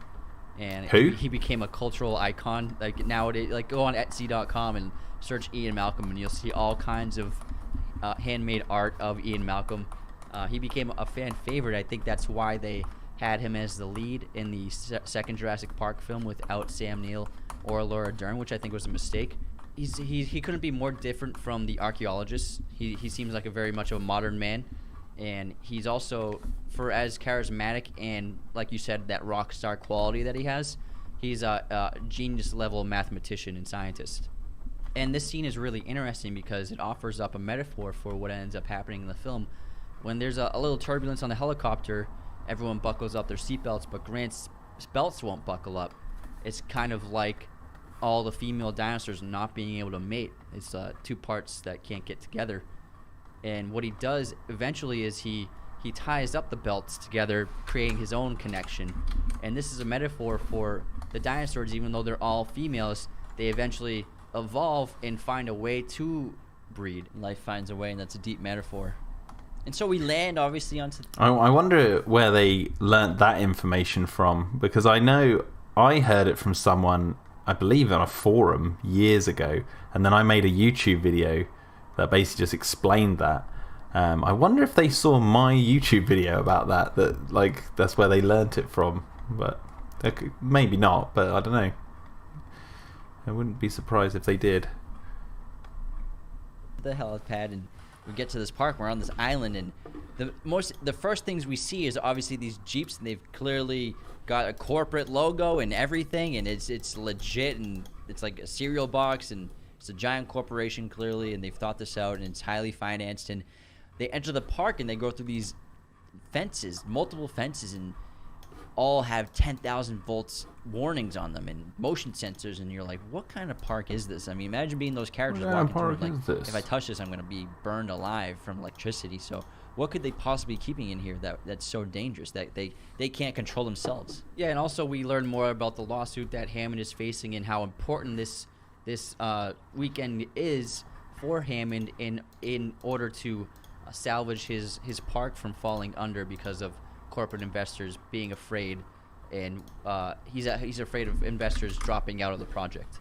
And what Hammond does, basically what Spielberg does to the audience, is he's like, let's get to business. This is what you came to see. We're going to show you some dinosaurs. And he takes him on the Jeep ride, and we get that amazing reveal of the Brachiosaurus, the Spielberg Stare, the infamous Spielberg Stare of wonder and awe that these characters are feeling and expressing just looking at something. And Spielberg does this in every one of his movies. There are shots from all of his films. You can look across the entire filmography of characters looking off screen in amazement. It could be amazement, fear, It's interesting. They're using different. You can't see this, but they're using different pictures from this scene, and they're using images from the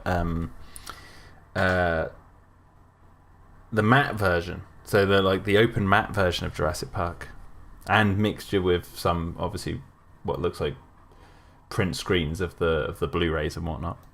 Bewilderment, awe, and he just holds these shots where we can see the reaction of whatever's in front of them, and he employs it really well in this film because in this scene we don't see the Brachiosaurus first. First we see Alan Grant's reaction, and he's just filled with shock and awe and disbelief.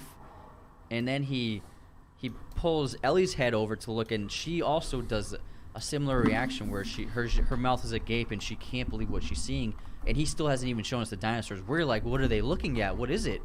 And then Spielberg finally cuts to a wide of the entire scene, and we see the Brachiosaurus in full scale, and it's eating from the trees, and it's an amazing way to create suspense, not in a frightening way, but in a exciting way. The suspense of excitement, where we're dying to see what these people are looking at, and then when we finally do, we are also struck with the same amount of awe and wonderment as they are. And then you toss in John Williams' score and the peak of that music, and it's an incredible scene. Especially, even still, I still almost get goosebumps every time I watch it, even though I've seen this movie 35 times. Yeah, it's great, and the archaeologists are only crying, 35. just like the son of a bitch did it. And they can't believe what's happening. They can't believe, dinosaurs, they've been extinct for 65 million years. We don't know what they really look like. These people have been studying them for their entire lives, probably since they were Tim's age. Dr. Grant's been obsessed with dinosaurs and trying to dig them up and imagining every day of his life what they look like. And right here in front of him is a freaking dinosaur. He's like, they're in herds. They travel in herds. They do move in herds. They do move in herds. So it's incredible, and you can only imagine what they're going through. And they obviously want to find out. We want to find out. And we get the great display of how this is all being done, which we talked about with the cartoon back at the Visitors Center. They've been mining for these amber deposits, which is basically tree sap that has been fossilized, which has mosquitoes stuck inside of them and preserved perfectly throughout the last 65 million years. And through these mosquitoes, they've extracted blood from dinosaurs, dino DNA, and with that DNA and filling in the pieces with frog DNA, they've created dinosaurs. And like I said earlier, I love this tour guide because it makes the process of how they created these dinosaurs very simple and easy to understand, and simple enough for a child to get. And it's a very cute scene, and I don't know if Hammond plans on doing every single tour in the future. Yeah, like, is he gonna do every single one? That's a lot of tours. I mean, that's a lot of work. But the dialogue runs with him. Yeah, it's a fun scene. And then when we do get into the laboratory after they hijack the tour and they enter the lab, there's a very important shot that is subtle, but it is very meaningful to the story itself, where that main doctor, Dr. Wu, who seems to be the head of the lab, and he ends up giving us a lot of exposition in the scene. The first thing we see is he's holding a clipboard and he's erasing something in the clipboard. Scientists are supposed to work with pen and ink, and they're not supposed to work with pencils because you're not supposed to erase data. Erasing data is extremely unethical for scientists to do, and it's very, very detrimental to research. You're supposed to log accurately every...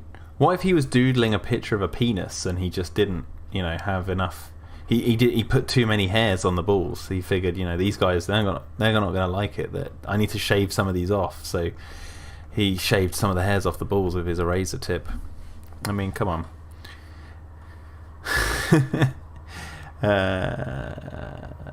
What are you guys saying? Paleoarchaeological. Yeah, exactly. They're flip-flopping between the two. Iota of data you get. And so we're seeing that the doctors in this laboratory are using unethical practices where something didn't add up right or correctly, or something maybe was troublesome in his data, so he's erasing it and writing something that works instead. And this leads to the problem that occurs where the dinosaurs become asexual because they were not properly respecting their own data. Great point. And we get the great scene of them witnessing a hatching velociraptor, which is so cool to see. And it's just fun. The animatronics are incredible on this, and It's great. we get the egg and the hatching, and you quote this all the time where you're like, push, push, push, push. And the little velociraptor pushes out of the egg and is born, and Hammond is taking the pieces of shell off its head. And I love the reaction of Dr. Grant when they tell him the species is velociraptors. Like, you have velociraptors here. Are you guys fucking stupid? But I think this scene is important because it shows that Hammond really genuinely loves what he's doing, and he seems to he says he wants to be there for every single birth of every dinosaur on the island, and it shows again that he has the best of intentions with the park, and he loves these dinosaurs and is just as fascinated with them as the archaeologists are. And so it also demonstrates his child. I've always taken it that Hammond is lying when he says he's been there for the birth of every creature on the island, because that, to me, he's trying to make it sound like he's caring and all that sort of stuff. Or he likes to be present for the birth of every creature on the island. But that doesn't mean he's actually been there for the birth of every creature on the island. I've always looked at that as a kind of like he's trying to be... trying to show how caring he is about this sort of stuff. Whether that's actually true... I don't know. Maybe I'm mixing up the line. Maybe I can't remember the line correctly in my head. Whereas he's like, I insist on being there when they are born. He says that. I insist. I guess. Yeah. Maybe I can imagine Hammond saying he wants to make an impression. Yeah, says Ilya. Yeah, I could imagine Hammond saying he insists on being there for when each of them are being born. But whether he actually is there is I don't know about that. Carry on now. Ooh. Qualities, and I think that his love of wonderment obviously has been a driving force to his career and why he's probably been so successful, because he loves to be awed, and so he wants to awe others. And I think that's, again, really similar to if you believe in a god or gods, and God's creating human beings and putting them on this earth. And a lot of religions teach us that they're watching us and they create us in their image, and maybe to us we're like Hammond to the dinosaurs, we're their creation, so they watch us with wonder and awe, and they're like, oh, look at them, they're being born, and oh, look, he's driving a car. But obviously with that comes consequences, and that's an insanely childlike view of religion. That's ridiculous. Oh, look at the humans driving the car. That's not... No. Oh my god, that's completely someone who doesn't understand religion whatsoever. Like, do I even want to go into it? Like, I'll give one example. Like, God, for some people, can be looked at as something that comes from within, like something that is within you. That is a judge within you,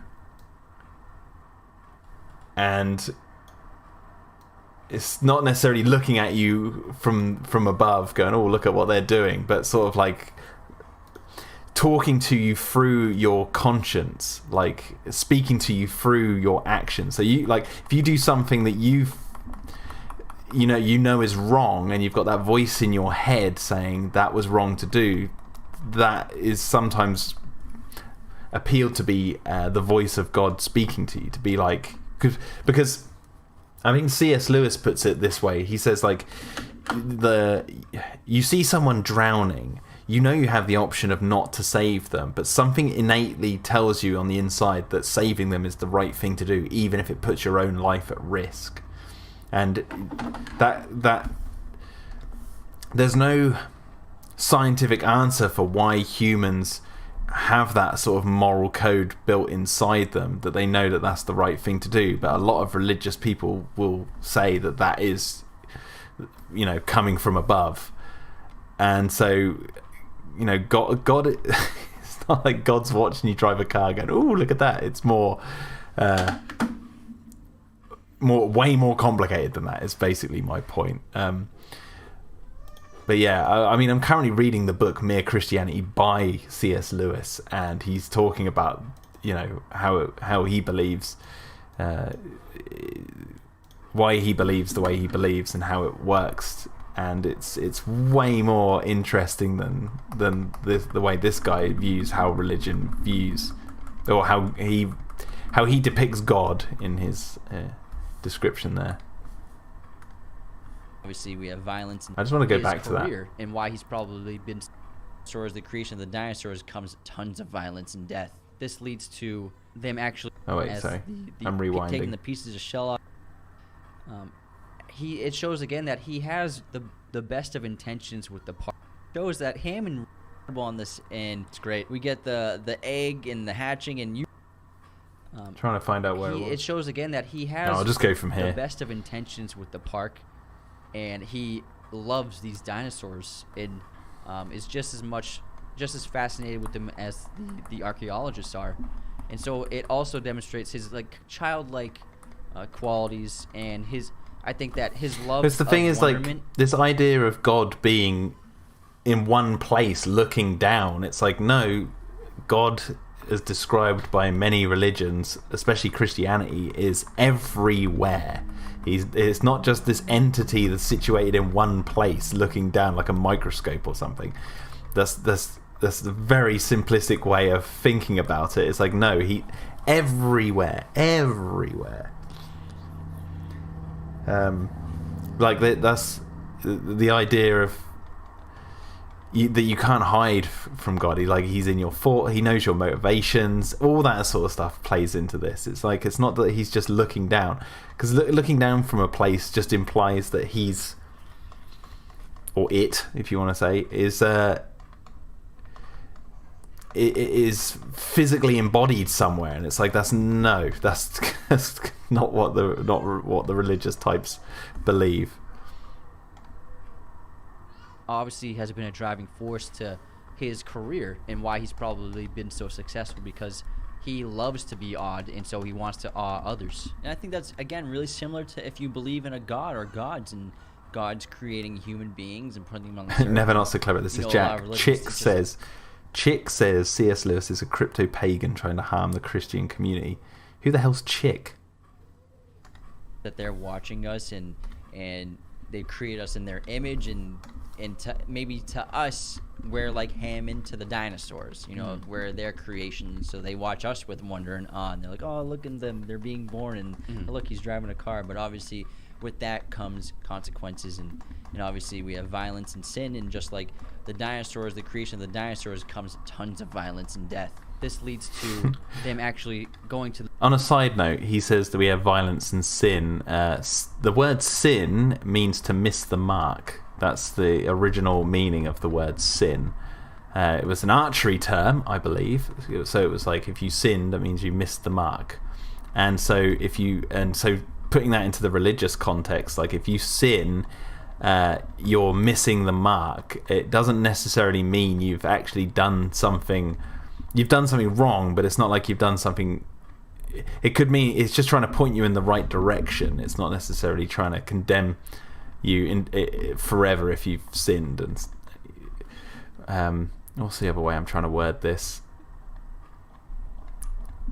It's like if the world's full of sin, it's full of people missing the mark. Essentially, that's what it's trying to say. Jack Chick is an American evangelist and cartoonist, says Never Not So Clever This. Okay, well, I guess me and Jack Chick, I don't know enough about C.S. Lewis to really condemn him, but I'm open to listening to ideas, and I'll judge it on my own terms. Thank you very much, Chick. Maybe I'll get to Chick's opinions and see what he says at some point.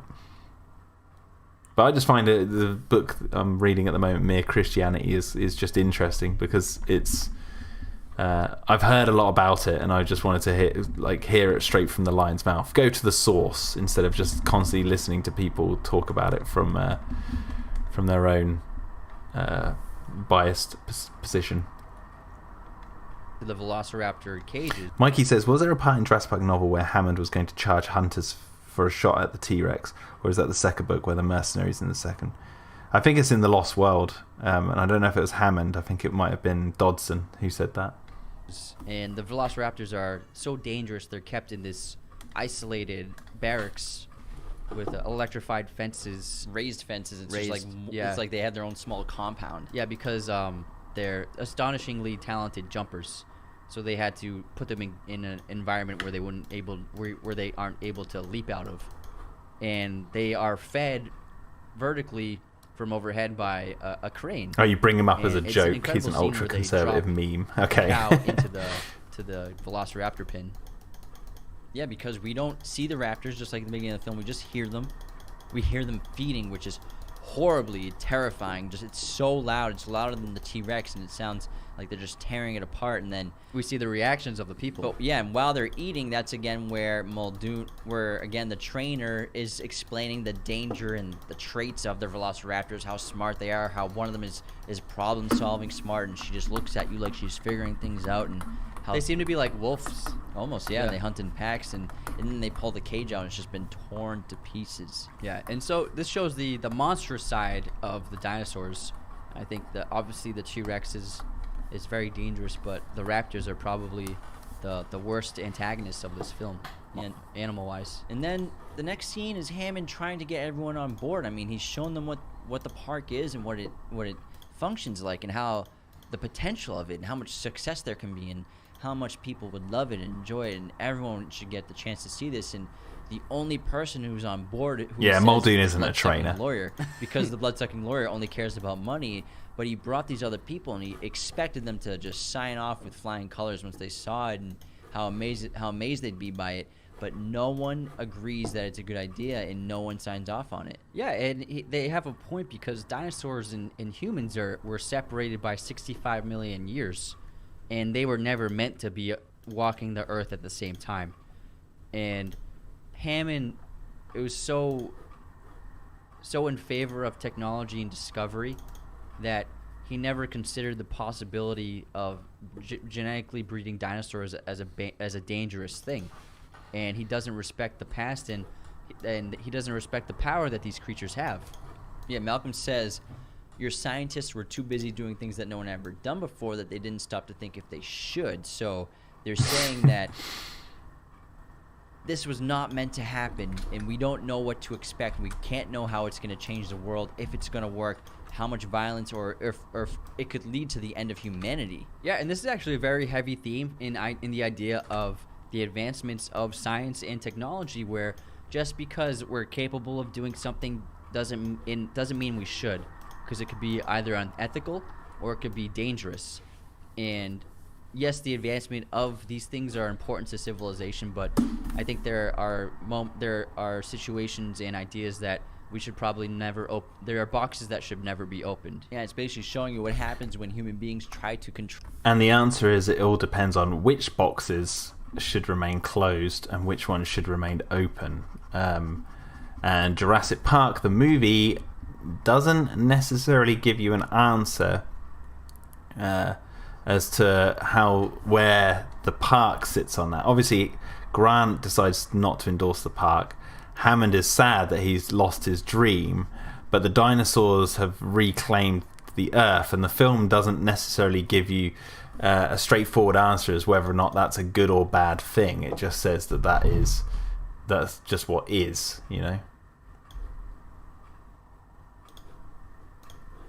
Control and manipulate nature. Nature always fights back, and nature's gonna get the last call. Yeah, and like I said earlier with the chaos theory, Ian is saying that there's no way of predicting what will happen. No mathematics, no scientific theories can ever tell us what's going to happen if dinosaurs are walking the earth. So no one signs off on it, and Hammond can't believe it. But they have visitors, and his grandchildren, Tim and Lex, come, which adds a whole new level of vulnerability to the crew. And stakes. And stakes to the movie, and again, makes kids relate to this film, because we've only seen adult characters up until this point. Now we have some kids, and we get to see through their eyes what Jurassic Park means to them. Yeah, and Hammond seems like a great grandfather. He seems like he really does love his children. Bro, I would give my grandpa a big hug too if he was a billionaire. Yeah, they talk about the presents he gave them. Like, was it a car? Was it a Rolls Royce? Yeah, Tim can't even drive, and he gets a Corvette. And then, like we said earlier, we get that funny scene with Tim and Grant, and Ellie tells Lex to say to Grant that she said I should ride with you because it'll be good for you. So Ellie is trying to get him to open up to kids and try and spend time with them so he can maybe see them in a new light. Yeah, and so they get inside the awesome Jurassic Park Jeeps, which I love so much. I've seen one in person. I've seen one too, driving on the highway. Yeah, it must be the same person. Yeah, probably. It's fucking awesome. And basically what Hammond's doing is using this group of people and these two Jeeps as like a test run at his park and the exhibits and how the park will operate. And unfortunately, it ends in disaster and starts in disaster too, because every time they get to an exhibit, it's a lush forest, obviously, because you want to create the habitats that dinosaur would be happy in living in. But you can't see any of the fucking dinosaurs because they're not going to be out there hanging out looking for you to see them. We are going to see dinosaurs on the dinosaur tour, aren't we? God, I really hate that, man. And then we get a look at the control station, and obviously Sam Jackson's in this, and Dennis Nedry, and I think they're both great conflicting characters. But this shows the idea of Crichton's story being about the theme of the dangers of our reliance on technology, because the collapse of the park happens because the park is so automated. No, Crichton. I don't think Crichton was saying that there's the danger of a reliance in technology. It's the fact that technology is a powerful tool. It's how you wield it. It's not necessarily that the. Wait, let me get that back. What did he say? He said something specific. Theme of the dangers of our reliance on technology. Our reliance on technology. It's like they're not relying on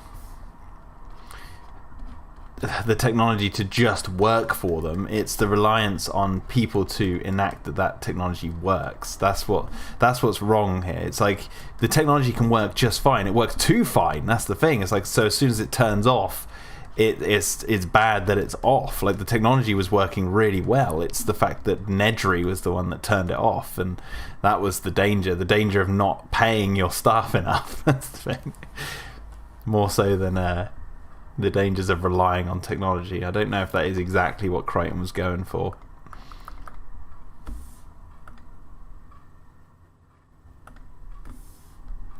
Because the collapse of the park happens because the park is so automated. It's so automated that they only need a couple of staff members in the control room to handle everything in the park because of the automation that Dennis Nedry has implemented. And so the irony is that Hammond's embracement of technology by making the park so automated ends up being causing the downfall of the park. During the tour, while Malcolm is sweet talking Ellie, everyone gets out of the car. Yeah, they kind of did just say what I just said, actually. So it's like, it's hard because it's that reliance word. It's like, I don't know if that's the correct way of framing it. I could be completely wrong here, actually. Like, they're relying on the technology to work, but that implies that they're just letting it do its thing, or that the technology is so good that they can operate it without many people, which is what they just said. But saying that Crichton's saying the danger of relying on technology, I don't know. It doesn't. There's something missing there. There seems to be a bit of a disconnect for me there with what they just said and like what Crichton's intentions were over what actually happens in the movie, whereas Nedry is underpaid. I don't know. Maybe someone in the chat can clear that up. I'm a bit confused, if I'm honest. An animal, or they see a Jeep in the fields and they... Never not so clever. This says, JP asked the question, does having a calculator in your pocket make you a mathematician? Find a Triceratops on the ground, a very sick Triceratops. And this is, again, this is the first time we see a dinosaur up close and personal. And it's really incredible to see how big it is. And we have that great shot of Grant like resting on its belly while it's breathing. And there's some hilarious memes about that too. There's a great GIF of Al and Grant lying on Ian Malcolm's chest as he's breathing up and down. Yeah, that shot where his shirt's opened up after he's been injured. So funny. Glistening in the light with sweat. Ellie's trying to find out if this Triceratops has been poisoned by the vegetation around it. And we have the hilarious scene of the Dino Droppings again, which we talked about. She just shoves her hands in wearing gloves. And Malcolm's like, "You'll be sure to wash your hands if you eat anything." And the Triceratops, it's actually not animatronic, it's puppeteered. And there were several men inside of the belly and body of the Triceratops, and that's who was pushing Alan Grant up. It's just a bunch of guys in there pushing him up and down. And then there was another puppeteer working the mouth and head, and then puppeteers working the hands, the feet. And it's an incredible piece of special effects that Stan Winston did. And they actually changed the scene shooting of this. They changed the shooting date of the scene Stan Winston was told that this scene was going to be shot like halfway through production, and then Spielberg, because of shooting circumstances, he actually moved it to being the first scene that they would film for the entire movie. And so the Triceratops wasn't ready, so Stan Winston and his team had to work overtime over 2 nights to finish the Triceratops in time for the filming of the scene. It's intense. Yeah. And because of the oncoming storm, the tour is forced to end. But Ellie gets split up at this point from everyone else, and she decides to stay with the Triceratops and the other doctor on site, while the other people of the tour move to the T-Rex exhibit. The tour is not going as planned, and then eventually Nedry sneaks off to commit his act of robbing the park of the embryos. And before he does this, he disables the entire system, and he tells Hammond that it's just preliminary normal things, that some things are going to go off and on. But what he's really doing is he's shutting off the power to every single fence except for the raptor fence, so that he can make his way through the park with the embryos. It's actually a funny scene because he's such an asshole, and he's always so confident and arrogant, but then when he's telling them about this, he's just sweating and lying through his teeth, and he's a horrible liar, you can tell. He's like, oh yeah, if everything's gonna shut off, does anyone want anything from the vending machine? I just had salty food, and I kind of want sweet right now. I'm gonna get some sweet. It's actually a fantastic portrayal of being nervous. Mm-hmm. It's very impressive. It's a good acting performance right there. At the same time, there's a storm coming to the island, which is going to be a tropical storm because it's Costa Rica, so it's going to devastate the island. So they have to cut the tour short. And also, this is forcing Nedry to have to speed up his plans, because the person he's going to meet at the East Dock he has to drop off the embryos to, their ship is leaving because of the storm early, so he has to get down there fast. And then after this, Nedry begins making his way through the park. So that, I think I may have just pinpointed why I found it a bit weird that they said Crichton was trying to say that there's a danger in the reliance of technology, when it was technology that told him that the storm was coming. So like the characters were adapting to the fact that the storm was coming, and that's what helped. They got the tour cars to start coming back, so I guess the cars ended up at the T-Rex paddock and stuff. But the technology for them helped them by letting them know that the storm was coming, and that they weren't just left blindsided by the fact that there was a storm now ravaging the island. So that's why I feel like there's little things like that that makes me go, well, hang on a second, I don't know if that's exactly Crichton's intentions. It's kind of he liked to play around with many different ideas all at once, so then there's no necessarily right or wrong answer here. But let me know what your thoughts are about that. I don't know. Maybe I've not thought about it too much. I thought I knew where my thoughts on it, but as I'm talking, I'm sort of stumbling. I'm also, not to make excuses, but I'm also painting and doing other stuff at the same time. But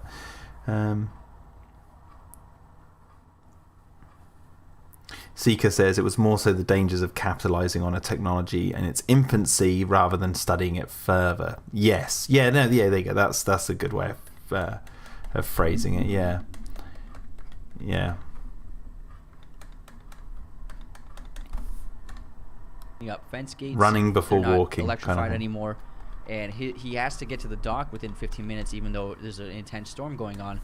And then while this is happening, the cars on the tour are powered down because of Nedry's actions. And again, they're all electric. The whole park is electric. It's all operating automated from one computer system. So Nedry has disabled the entire park basically, so that he can travel through all of these electrified gates without being electrocuted, obviously, so that he can get to the East Dock. He's putting the lives of everybody on the park in danger to get the money. And then we find out that the cars have stopped in front of the T-Rex site. And the lamb, which was sitting down earlier, has disappeared. It's this really great scene where we know that the T-Rex is there, but he doesn't show it right away. This is the best use of building suspense in this entire film, where everyone's in the cars, the power's off, and they're just waiting for the tour to power up again. And Tim is moving through the car, digging through stuff, playing with the binoculars. And thanks, Big Shark. I'll check it out in a minute. The shaking. Is that on Discord? These impact tremors. And he looks at the 2 water cups on the dashboard, and every time there's an impact tremor, there's ripples in the water that form. And it's an amazing way to demonstrate the power and the force that this T-Rex has. And actually, the cool way that they created the ripples in the water was the sound producer went beneath the dashboard of the car with a guitar, an acoustic guitar, and he would pluck the sixth string of the guitar right below the cups, and that would cause the ripple effect in the cups. I'm gonna test that out later. The fence starts shaking, then it starts breaking, and you're like, you don't know what it looks like, but you know it's so powerful that it's destroying this enormous metal fence. And then the kids start panicking. The lawyer, Gennaro, just runs away and goes to the bathroom. And then Malcolm says, "Hey, if you gotta go, you gotta go." But we can tell through the kids and how they're acting. They're terrified because they're trying to find some way of, I don't know, maybe protecting themselves or calling for help. And then we finally see it. The T-Rex steps out from its habitat and steps onto the pavement. As we were speaking about earlier, they blended together both CGI and animatronics. And the way they built the actual dinosaur itself was they built it to scale. They built this like 20-foot T-Rex. Bear in mind, they just showed a picture of the male T-Rex robot from The Lost World when they're talking about the full-size T-Rex from Jurassic Park. Built it around this animatronic machine that was able to move the T-Rex. Another bull T-Rex picture. Ways, able to open and close now its one jaw. from Jurassic Park. There you go. It's a fascinating piece of animatronics work. I think it's the most memorable animatronic thing ever built for film, I would say. And it's so important because there's the tangibility when the T-Rex has its face up to the windows and when it's moving around and you're seeing the actual skin, the actual teeth, and it's just a terrifying moment. And it works so well, and I don't think any kind of CGI, even modern day CGI, can ever replicate it. Every time Lex has the flashlight and she's shining out the window of the Jeep, I'm like, shut the flashlight off! What are you doing? You idiot! Turn that thing off! Damn kids. And so obviously we have this epic scene of this T-Rex attacking the children's Jeep. And we talked about it in a previous episode where you mentioned that Spielberg likes to put kids in danger in his films, not in real life, obviously, because this raises the stakes of the film and raises the stakes of the drama and makes everybody relate to it even more, and it makes you more terrified. Yeah, I think one of the most iconic moments of the scene of this film is when the T-Rex breaks through the plexiglass on the top of the car, and the kids are just holding the glass up while the T-Rex's mouth is just like pressing down on them.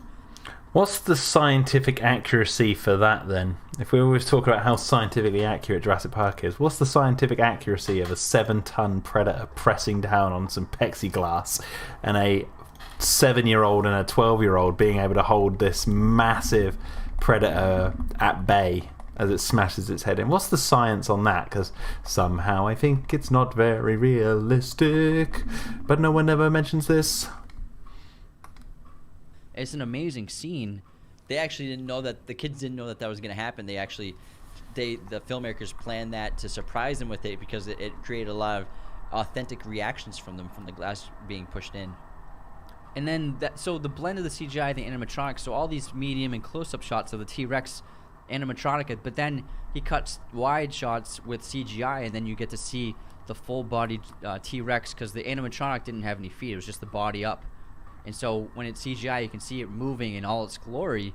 And then Alan Grant manages to distract the dinosaur and uses the flare to get it going in a different direction. And then Ian Malcolm ends up running away to distract it even more so. Yeah, so ironically, Grant, despite not liking kids, sacrifices himself for a moment to save the kids, and then Malcolm sacrifices himself to save everybody else. And it's that epic scene where Malcolm is being chased by the dinosaur, by the T-Rex, and it's freaking huge, and it's right on his tail, and he throws the flare, and it doesn't go after the flare, and then it bashes Malcolm into the hut where the restrooms are, and then we get the lawyer sitting on the toilet by itself, and then he's the first person to get eaten by a dinosaur, and the T-Rex just destroys him and eats him. It's great to see him just grab him in his jaws and this just swing him around like a rag doll. It was so entertaining, and it's horrifying. I can't help but think that there's some metaphor or some reason why the filmmakers and Spielberg and maybe Crichton, I believe Titan Service, that was the animatronic. They have a bunch of lawyers in their life that have sued them up the ass, and so they want to get back at them somehow. I'm sure they were happy. And I can. Big Shark says Jurassic Park is scientifically accurate. Now shave your balls. definitely say like it's fun to see a lawyer end up getting eaten by a dinosaur. Not that all lawyers are bloodsuckers. Plenty of lawyers are out there are Yeah. great people. I'm Yeah. sure there's a lawyer listening to us right now like, hey, I'm a good person. I'm sure you are. We're just being funny. Yeah. And then this leads to probably my favorite shot of the entire film is when Grant is trying to get the kids out of the car and he manages to pull Lexi out, and then she does that horrifying scream, and then he grabs her and tells her to be quiet and not to move, and then we get a shot of the T-Rex foot just planting in the mud, and I think it's the best shot of the movie just to see that foot stomp down on the mud with the people in the background behind it.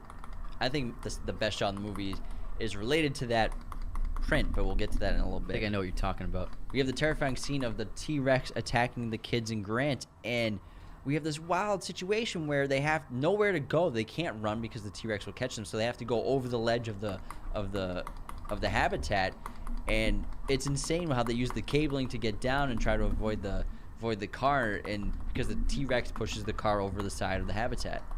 Yeah, it's a great action set piece, and that's something that Spielberg does in this movie where he has an action scene, and then it's a horrible situation, but then it gets worse, and then they find themselves in another situation that they have to overcome, and this is an example of that. And actually, a funny thing about this film is that I'm sure no one noticed it until they saw it multiple times, but that cliff that they end up hanging over, that's actually where the T-Rex came from in the opening of the scene. And so geographically, they just pretty much halfway through the scene created this cliff side.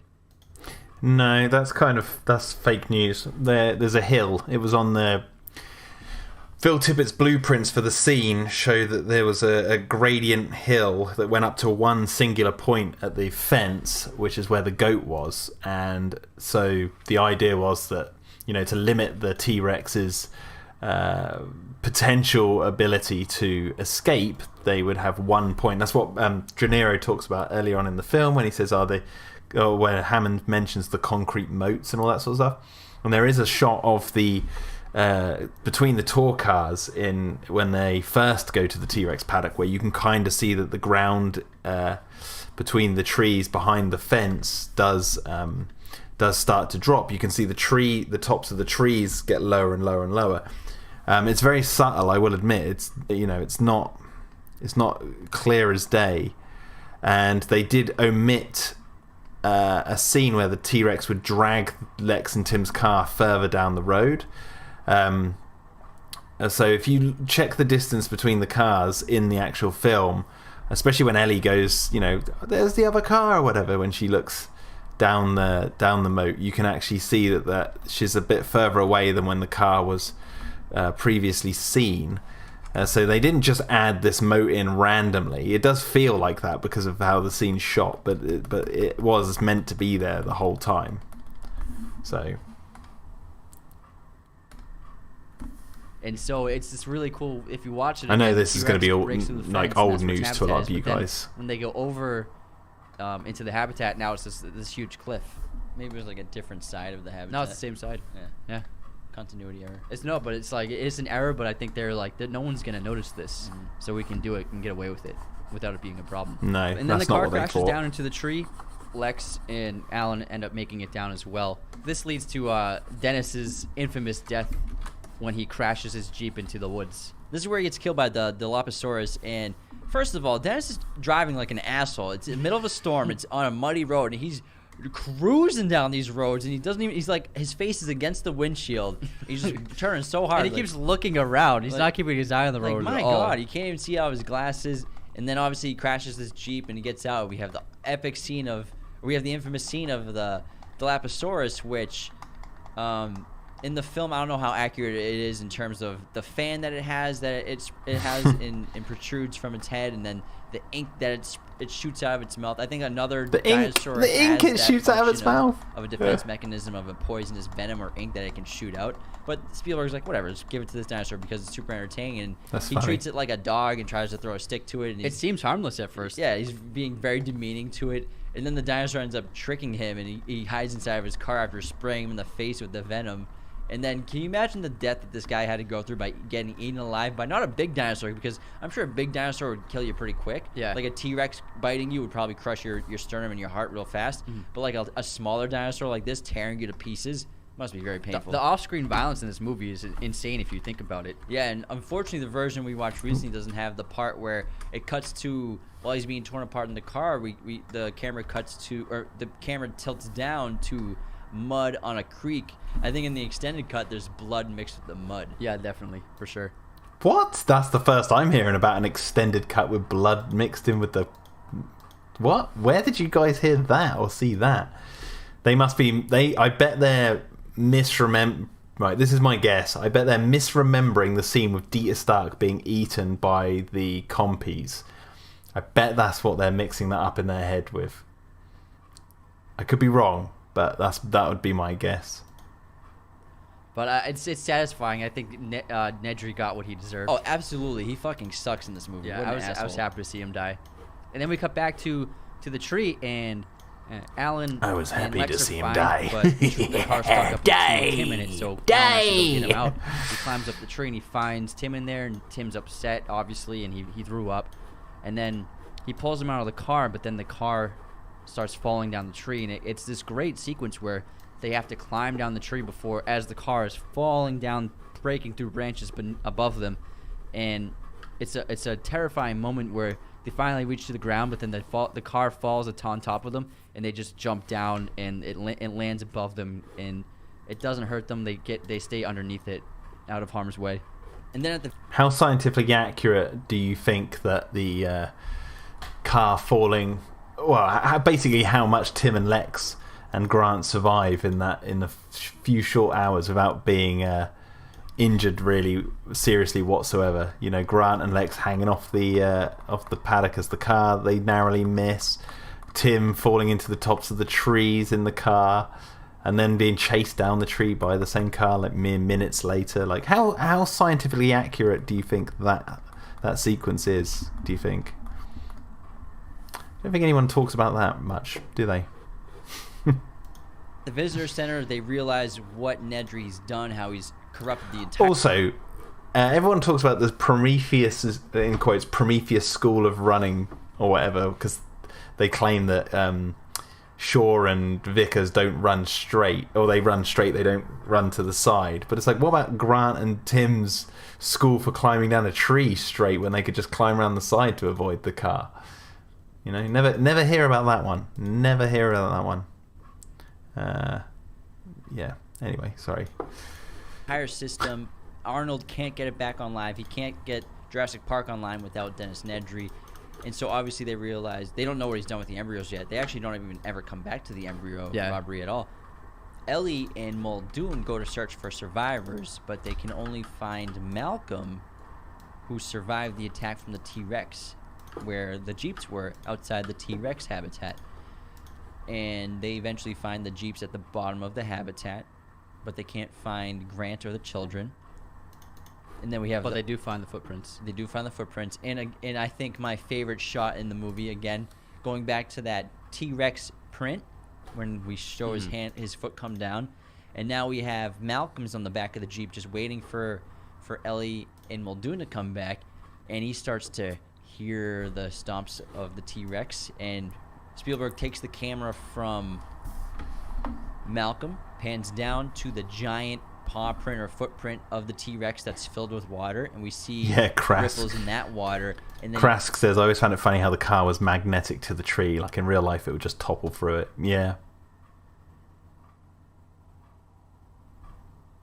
Big Shark says, oh my god, say paddock. And they all keep saying habitat. Shifts the focus in the water to Malcolm looking at the footprint with the water shaking. And I think that's okay. I don't mind them saying habitat. Yeah, that was a really good shot. I get what they mean. And then it leads to that amazing chase where they get in the Jeep and there's the T-Rex is chasing the Jeep on foot.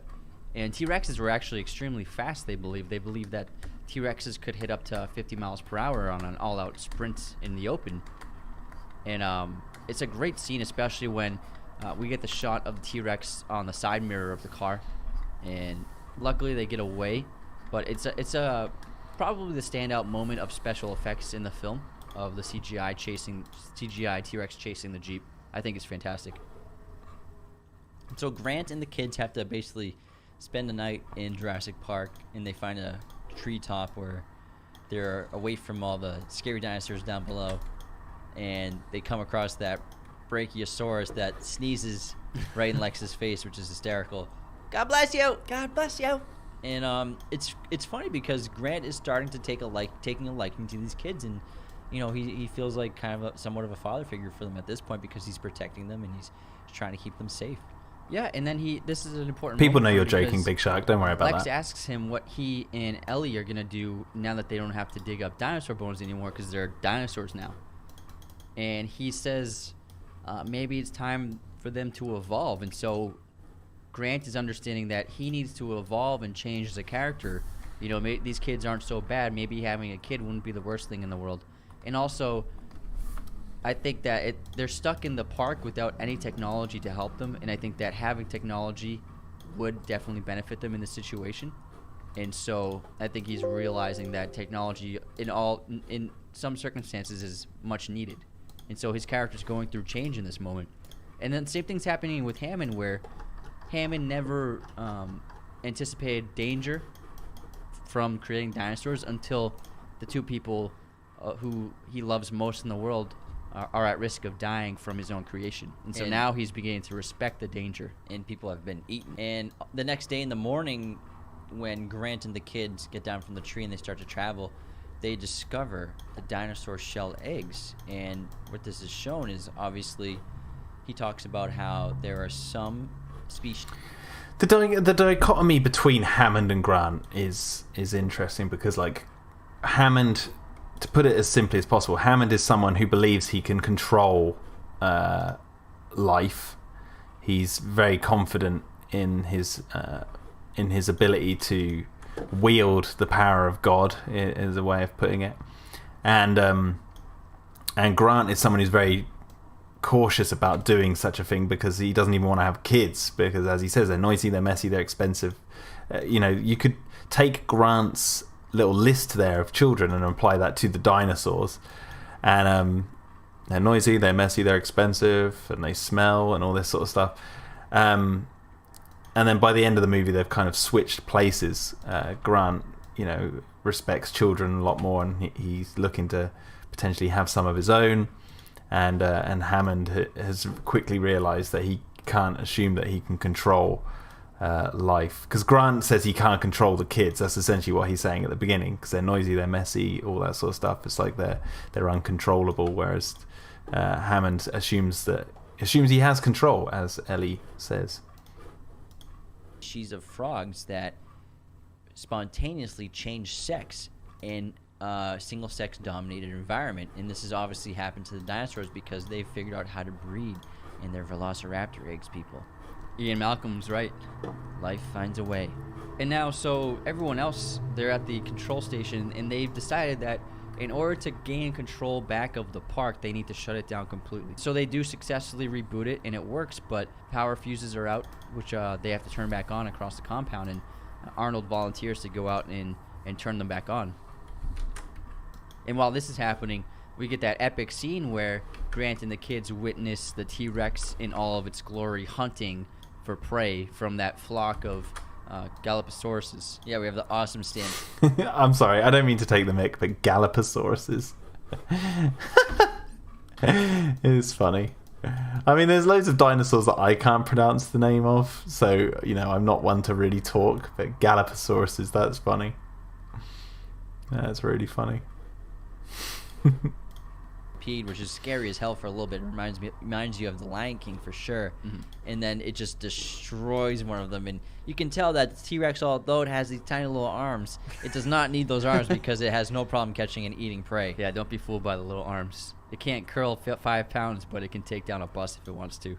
And something's taking Arnold too long to reboot the system and fix the fuses, so Ellie and Muldoon decide that they're going to have to go check on him and see what the delay is, because they really need to get the phones, they really need to call for help, and they really need to find Grant and the kids.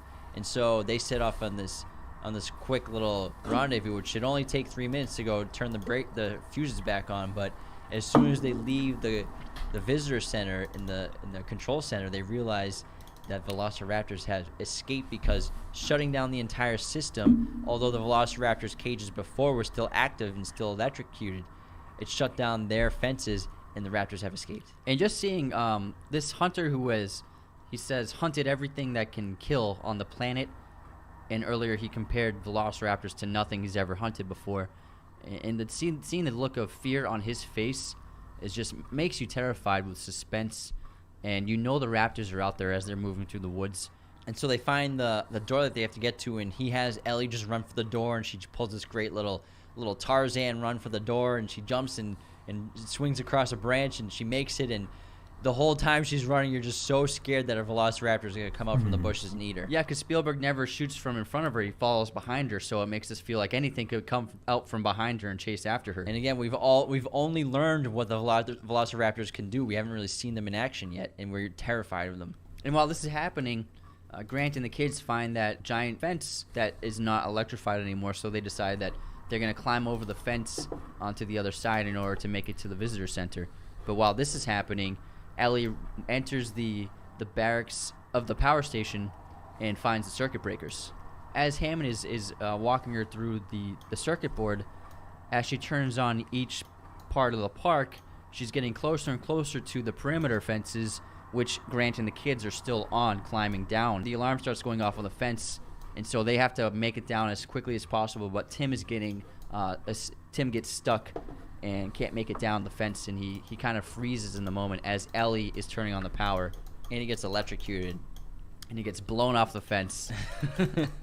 Spielberg, man, he's always putting kids in danger. And then Ellie, she finishes her job and she completes the circuit and it's all turned on. And then all of a sudden the Velociraptor's head just bursts through the side of the room. And I love the next part because she thinks she's escaped, or she thinks she's found help because a hand falls on top of her shoulder and it's Arnold's arm, and she's like, "Oh, Arnold, it's you." And she turns and lifts just an arm out from inside that closet. Yeah, a severed arm. It's a great moment.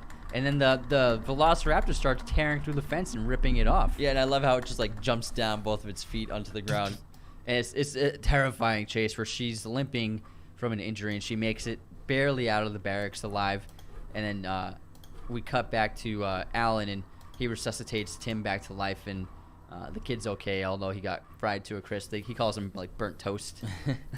And then Muldoon is still being hunted and hunting the Velociraptor. He thinks he's hunting the Velociraptor. And it's a great scene because there's really not much music. I don't think there is any, actually. There's no sound. Can't hear anything. You're just watching this very... They've got a picture of the JP3 Raptor on screen right now, like the female one turning, looking at the camera. Very capable hunter with this huge gun hunting a Velociraptor. And then he I don't realizes that... As he sets his sight on one. Yeah, he was in a trap. It was a trap the whole time. And it's a great shot because he realizes he lost. He hears the rustle of branches right to his side, and then he looks and he goes, "Clever girl," and then he gets attacked and eaten. And I love that line because it shows like he has respect for this Velociraptor because it outsmarted him, and it's like a game to him. And he's like, "All right, it out-hunted me, and now I die. That's the way it is." It's actually a metaphor to what Alan Grant says to the kid in the at the dig site in the opening of the film, where he says, "You have your eyes on one raptor, and then you get attacked by two raptors." I don't think that's how metaphors work. Just saying. That you didn't see that were on either side of you. And so these raptors did the exact same thing to Muldoon. It's a really great scene. And then Grant and the kids make it to the visitor center, and Grant's like, "You guys chill here, have some food, and I'm going to get everyone else." And then this is a great shot of Tim walks up to the buffet, and he just grabs two spatulas. He's like, "Okay, let's fucking eat." And then he's eating all the cake, and his sister's eating a bunch of fruit. Yeah. And then Grant finds Ellie outside, and she's obviously horrified, and he takes her inside. One of the best shots in the entire film is the kids are eating at the table, and they're so happy. They think they're safe because they're indoors. And then and then Lex is just eating Jell-O, and she's in terror, and the Jell-O's shaking in her hand. And then we have that great shot of the shadow of a Velociraptor. I will say this, these guys are doing a pretty good job. I don't know if they have notes in front of them, but they're doing a pretty good job of recounting the film in order. Like, they're not doing too badly here. Like, it's pretty good. The other side of that thin wall right next to the drawing of a velociraptor. Yeah, it's a great image, and Spielberg is obviously famous for using shadows in his films to help tell the story. And shadows are synonymous with the cinematography in Spielberg movies, and this is one of my favorite uses of shadows in all of his films. And then this leads to probably my second favorite scene besides the T-Rex scene is the kitchen scene with the raptors.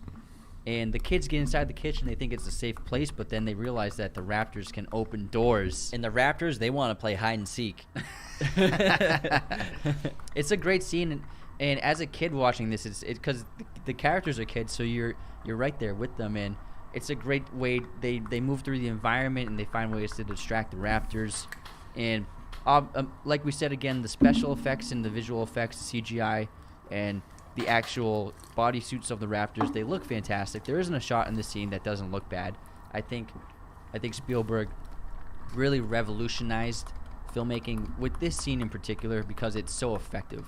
One of the best parts of the scene is right before it starts is Ellie's talking about how She trapped one. She trapped one in a door, and it should be fine unless they figure out how to open doors. And then, boom, the velociraptor opens up a door handle to get inside the kitchen. Guys, are you in here? And it's great because you obviously have these super predator monsters basically hunting these little kids. But what humans have is higher intelligence, and so they basically use their wits to outsmart these horrible monsters that are trying to kill them. Yeah, so Tim manages to lock one of the raptors inside of the freezer, and Lex manages to get the other raptor to slam its head into a metal wall, and they give themselves enough time to escape the kitchen. Although that second raptor it gathers itself and stands back up. And why they didn't close the door, I don't know. Yeah, I don't know. But it's a great shot where we Spielberg puts the camera right behind the raptor's head, and we watch it as it's watching the kids escape. Yeah, the Velociraptor gets its own Spielberg stare. That's true. He does get he got a Spielberg stare. You're right. And as this is happening, Grant and Ellie show up, and he's got a shotgun finally, and they're like, "Let's get the hell out of here." And they manage to enter the control room. So they get inside the control center, and as soon as they close the door, Velociraptor's just like looking through the window like, "Can I come in?" Yeah, and its breath is just fogging up the window. And these goddamn doors don't have handles. They only operate on locks, which is ridiculous. Yeah. But obviously it helps tell this great scene. And They do the have power handles. in this area is still Because Grant down, tries to Lex grab has a handle. to hack her way into finding a folder in the computer finder. She was hacking by not even typing any code. She doesn't type any code. She just like uses her mouse and slowly travels around folders. Don't tell me that is Okay, I'm glad he brought that up, because that is not hacking, and that was one of the things that, like, in the film, like, that's probably my least favorite moment in Jurassic Park, is the fact that this, like, setup of Lex being a computer nerd, and then her final act of, like, saving the day, like, her arc coming full fruition is her clicking a few mouse buttons.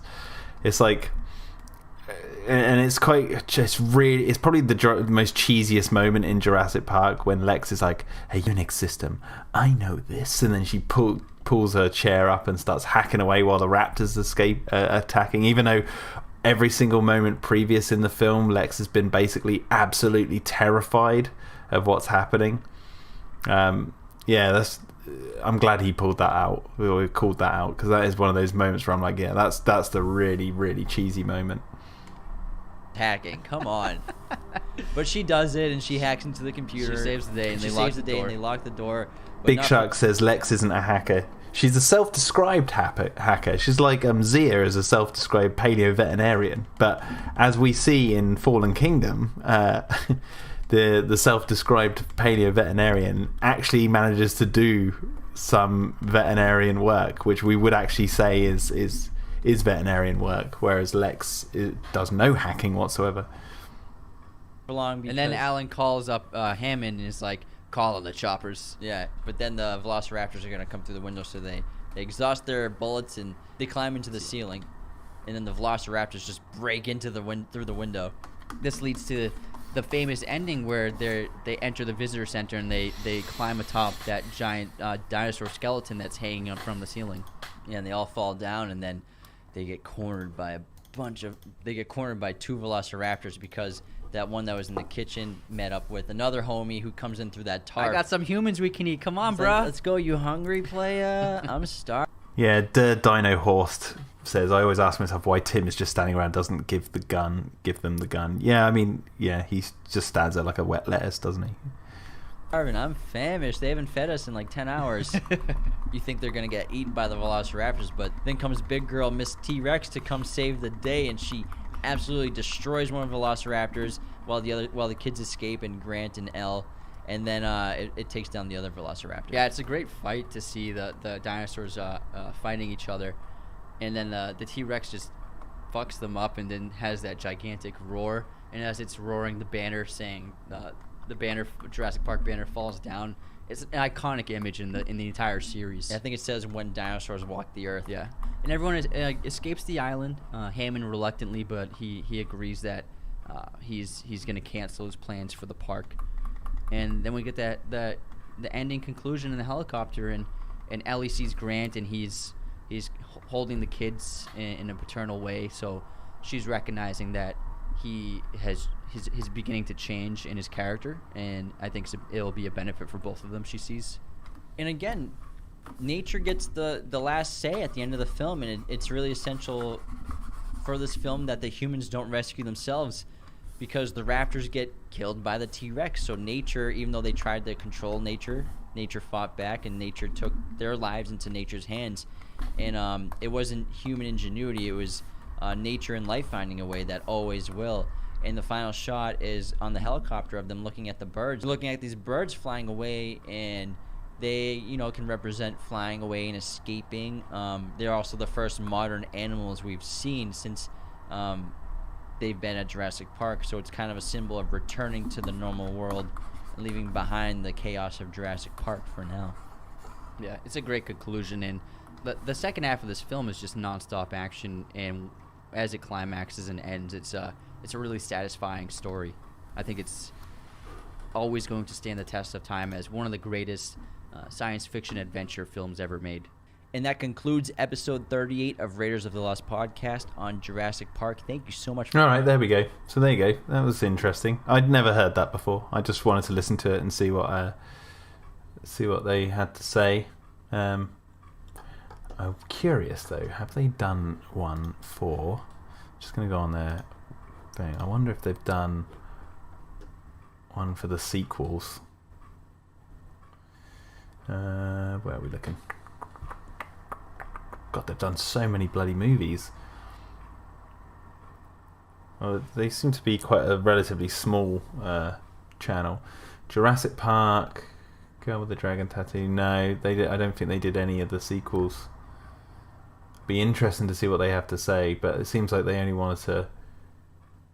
They don't focus on any particular one franchise for the whole thing. But yeah, no, that was interesting. I just thought that would be interesting to listen to and talk about. Now, I just want to listen to something.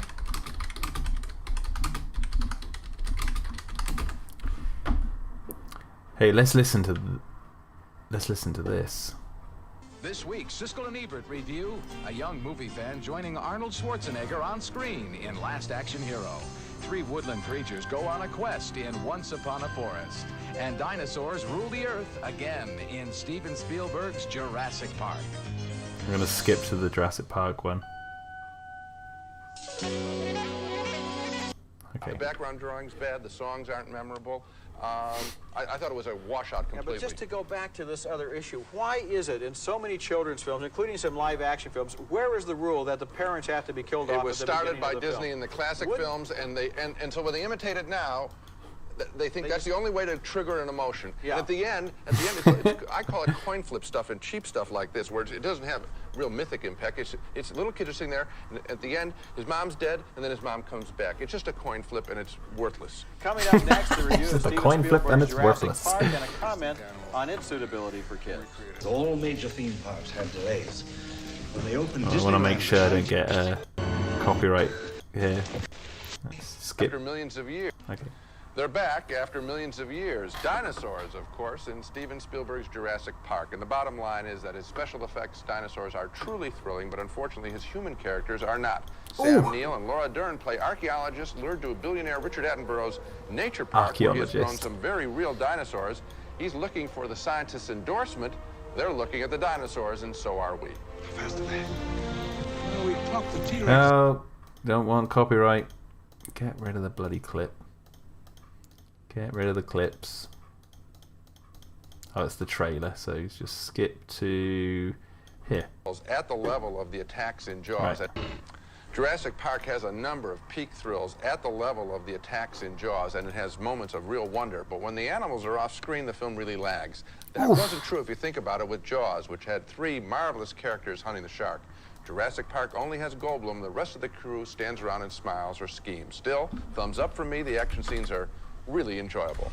I give a thumbs up too, and also for the action scenes, and I feel that really this movie, though, is a missed opportunity, because what he doesn't have here, and what I really missed from a movie by Spielberg like Close Encounters of the Third Kind, is the sense of awe, the sense of majesty. See, listen to this. They're saying there's no awe, there's no majesty. And right away, after an opening shot that has a little of that, yes, it does. The movie disintegrates basically into a monster picture where the dinosaurs are chasing everybody and the people are running away, and there's lots of action and lots of screaming, but there's not really any opportunity to really give these creatures their due. It's almost like the movie doesn't have any respect for the intelligence of the audience, that they might really be interested in dinosaurs instead of just in the action scenes. We could have used more scenes, you're right, of awe, and that's, well, I think you're just right. And I think you're right about whether or not it's too intense for kids. Now, Titan of Surf says, well, these are certainly some interesting takes. These are 2 takes from 2 of the biggest critics in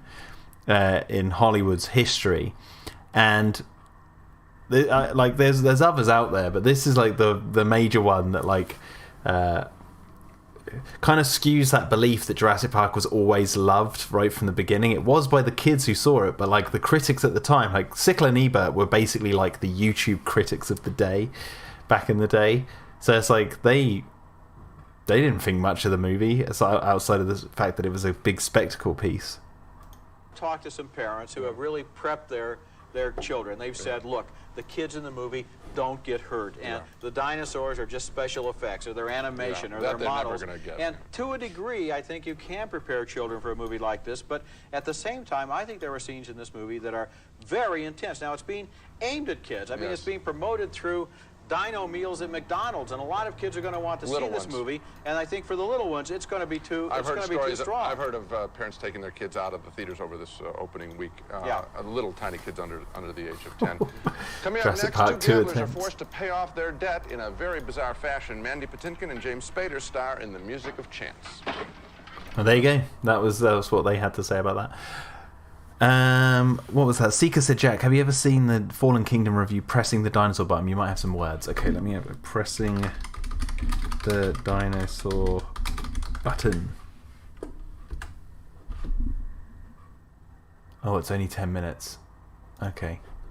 Jurassic World Fallen Kingdom. It sure was something. Bayona shot it well, and there were some funny bits, but this was, without a doubt, my least favorite Jurassic Park movie. And spoilers, I think if I have to boil my thoughts on Fallen Kingdom down to one specific issue, it was stupidity. All of the characters are stone cold dummies. People are going back to Dinosaur Death Island for insane reasons. Scientists are capturing dinosaurs and putting them in the flimsiest of cages. And I tweeted this as I left the theater at NandoVMovies, feel free to follow. But one character won the Prometheus Award for an otherwise seemingly smart person doing the dumbest thing imaginable. But nothing compares to the end of the movie. Now, in case you haven't seen it or you blacked out, completely reasonable, I'm going to describe the last scene of the movie. That'll spoil the whole thing. But listen, it's so dumb. So here we go. Our heroes are finally safe after killing the Indoraptor. I just want to say, like, there was a lot of nitpicks there. There was a lot of nitpicks, like Scientists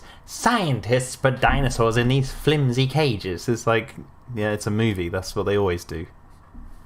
So what? What's new? What's new? They put a flimsy fence in front of a T-Rex. What's new here?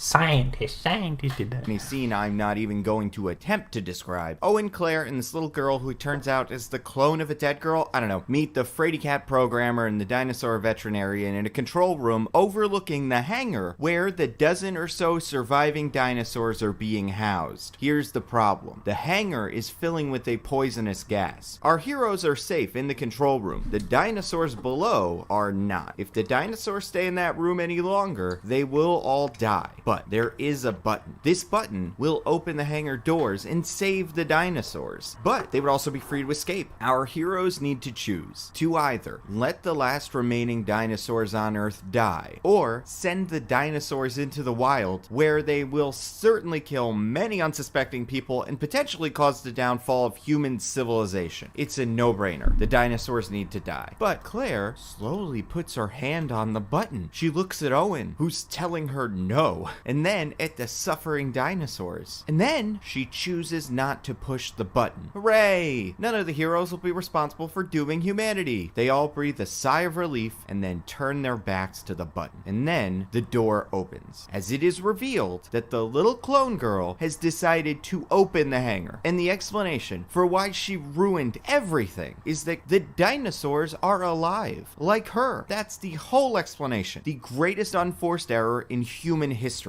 And from a logistical standpoint, The what? Greatest what in human history? greatest unforced error in human history. Unforced and from a error. logistical standpoint, I get it. The dinosaurs need to escape for the series to continue. They can't all just die in Dinosaur Auction Mansion. The trajectory of the series very clearly ends with the real world being overrun by dinosaurs, and that could be a very interesting movie. The problem is, if any of our main characters release the dinosaurs, all the death and destruction the dinosaurs cause is on that character's hands. And since Owen and Claire are the face of the franchise, it would be insane to make them responsible for the dinosaur invasion. No matter how much they love the dinosaurs, they're not that dumb. And I may get around to some sort of Jurassic World Fallen Kingdom reimagining about the dinosaur death mansion of the fiendish Dr. Wu. Probably wait till it's released on video. But for now, I want to propose a much smaller change to the end of Fallen Kingdom that I think could undo the little clone girl's mistakes and maybe add something to the finale that makes these future movies a little bit more reasonable. And that's I'm just going to pause there. Maisie is a clone of Lockwood's daughter.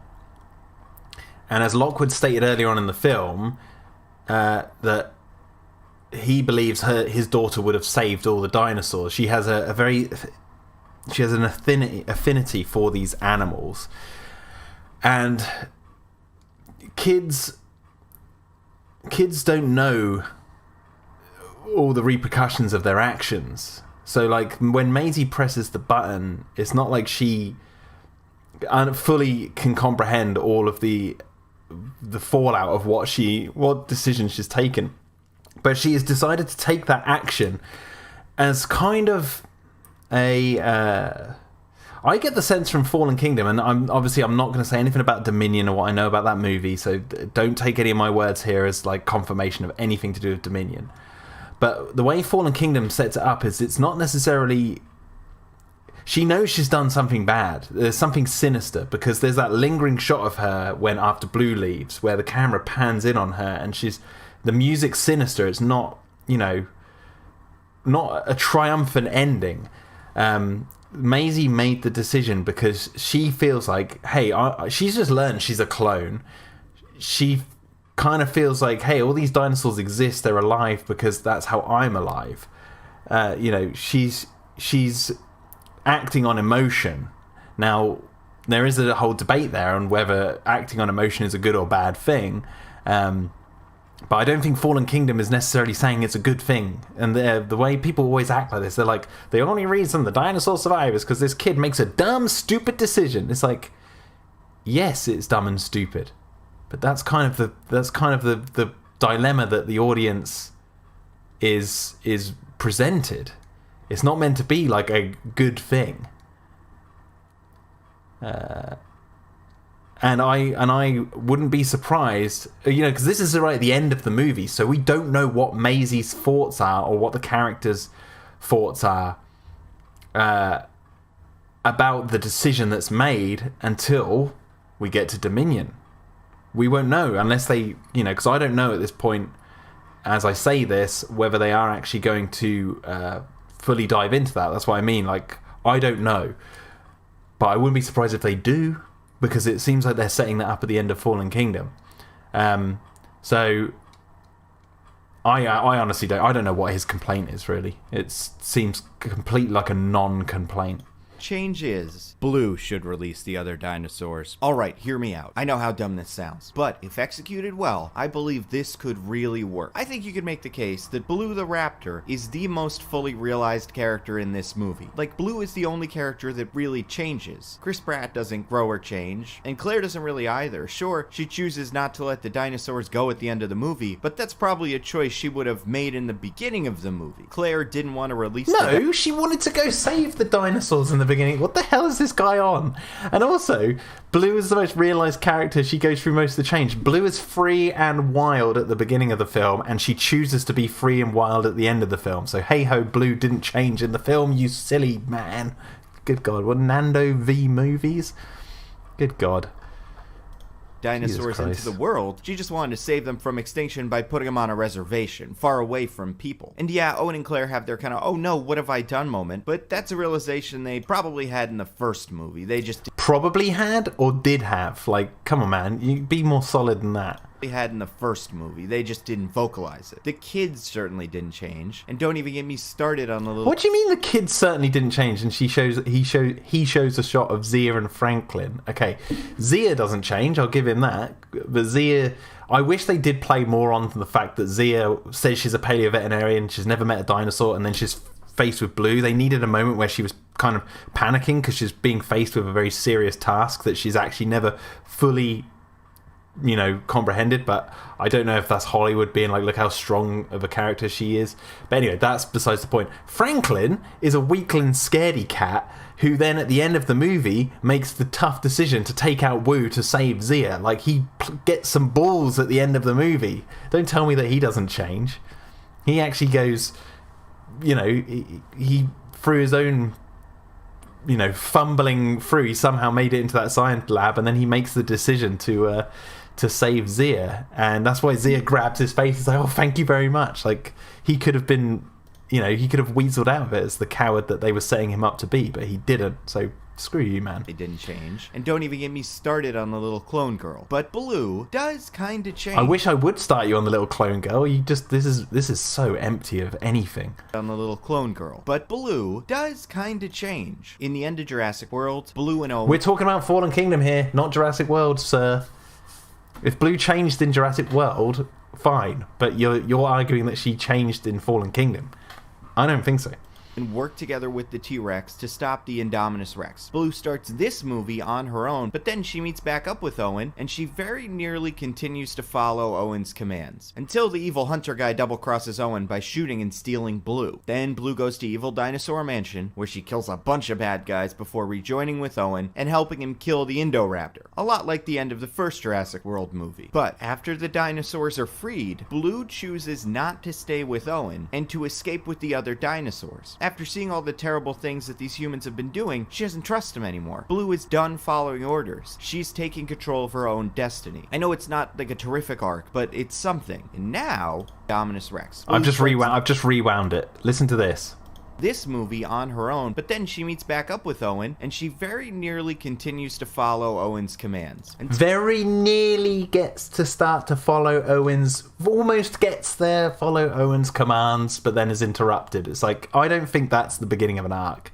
Until the evil hunter guy saved the remaining dinosaurs, Blue would be taking control of the destiny something. Right. And now, if she also opened the door and saved the remaining dinosaurs, Blue would be taking control of the destiny of her species. We see footage of Owen... She's a raptor! She doesn't give a shit about the other species. Oh my god, she's an animal. She doesn't look at all the dinosaurs and go, hey, kindred spirits, come to me. We must escape this evil human mansion.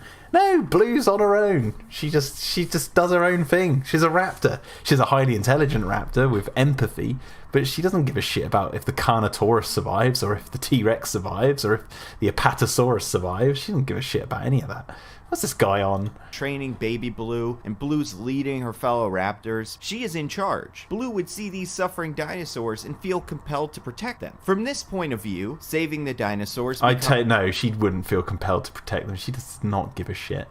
becomes the right thing to do. Now let's talk logistics. Would an audience buy the idea of Blue understanding how the door works? You would hope so. The Jurassic World movies have been beating us over the head with the preposterous premise that raptors are the second smartest things on the planet. But it does. Why is that preposterous? Humans, number one, and in this fictional world, we regrow dinosaurs, and hey presto, look, we discovered that raptors are super intelligent. Dinosaurs were on the planet for 250 million years plus.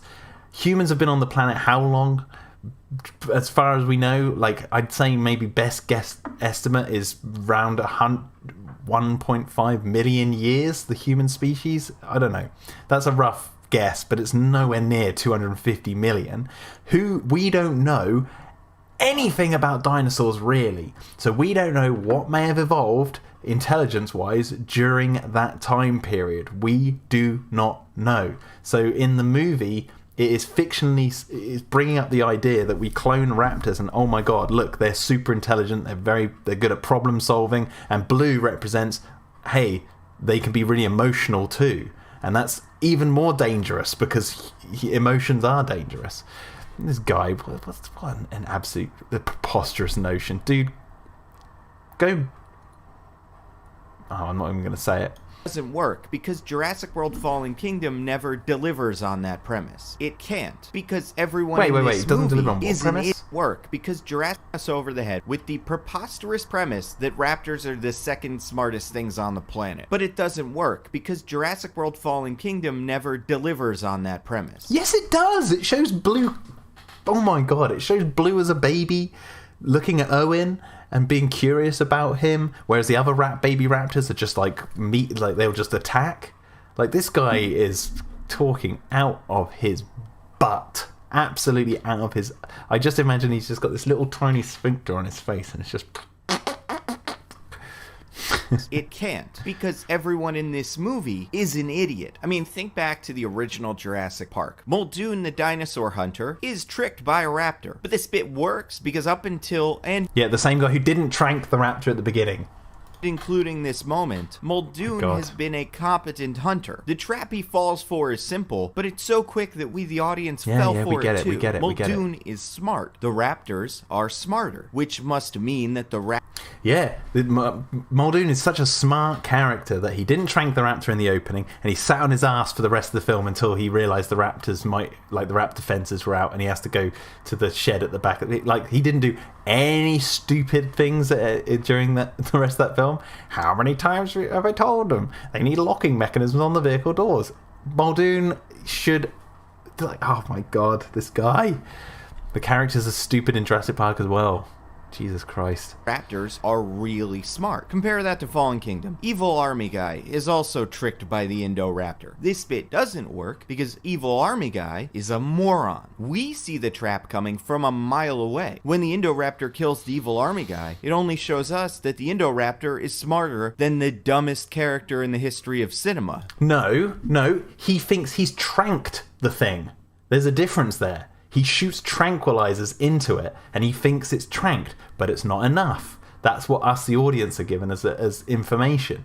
So we know that the tranks aren't enough to take down this thing because we can see that it's moving. He thinks he's tranked it, which is, I'm going to be honest, for someone who hunts dinosaurs or hunts animals and takes their teeth and stuff, I could quite honestly believe someone tranking like a lion or something similar and thinking it's asleep, but then obviously if it had not been tranked enough, it woke up and attacks the guy. Like, this guy isn't necessarily a moron for thinking he's tranked the bloody thing. Like, Jesus Christ. Not really much of an achievement. I believe we could buy this raptors are super smart premise if we actually saw a raptor do something smart. Oh my god. This guy. This guy, he doesn't watch Jurassic Park movies. He doesn't care. Letting Blue open the door could show us how smart these dinosaurs really are. And if the future movies are going to matter, you kinda have to. Because really, outside of the Mosasaurus, I don't think we have any reason to believe the dinosaurs that escape at the end of Fallen Kingdom pose a real threat. Sure, they'll kill a fair amount of people that day, but once word's out that dinosaurs are on the loose, game over. These dinosaurs are toast. One thing the Jurassic movies take for granted that audiences...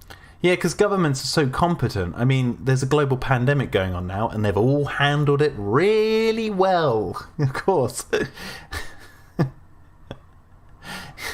Couldn't put it past governments to mess up something and really screw around. I know this guy made the video in 2018 and he had no idea what was coming.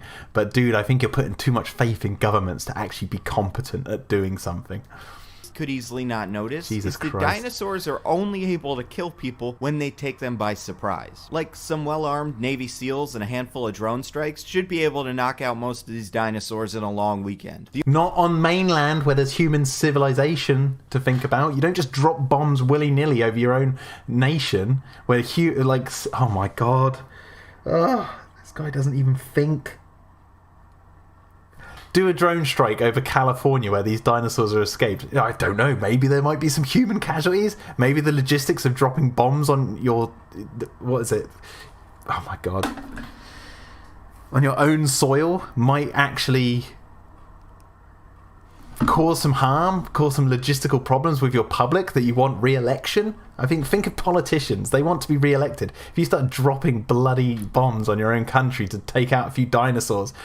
I think you're going to get into some serious problems. The only way that the released dinosaurs I'm going to have any finish hope this of video before I end surviving the is if they stream. have a Sorry, leader who I have can to figure finish out a it. way to stay alive. Thank you, Big It Shark, seems for like the £10 tip or $10 tip. Thank you very much, man. Seeker, this is brilliant. Thank you for sending it my way. Don't say sorry. Is if they have a leader who can figure out a way to stay alive. Since it seems like the whole dinosaur apocalypse angle is the future of the franchise, we need Blue to do something to prove that she is smarter than your average bear. Understanding the relationship... Yeah, they did show that she's smarter than your average bear. She showed that the dinosaur had empathy. She was the key. They spoke all about this. There was several scenes in Jurassic World, really, and Fallen Kingdom to emphasize this very point, but you seem to completely negate it because you are butthurt over the fact that, you didn't like Fallen Kingdom for whatever reason.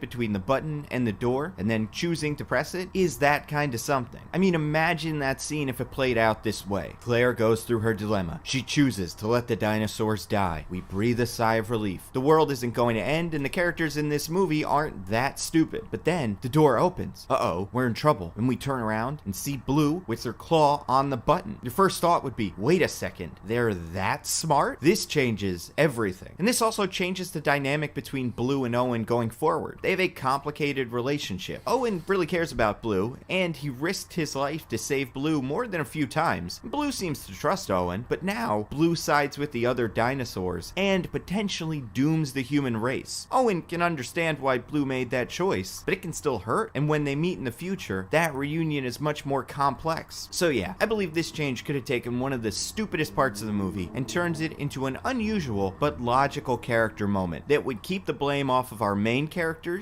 and do a lot of work to legitimize the premise. The blame is off the main characters except for Maisie, and we don't know what the repercussions for that character are going to be in the future because we haven't seen the next film. Jesus Christ.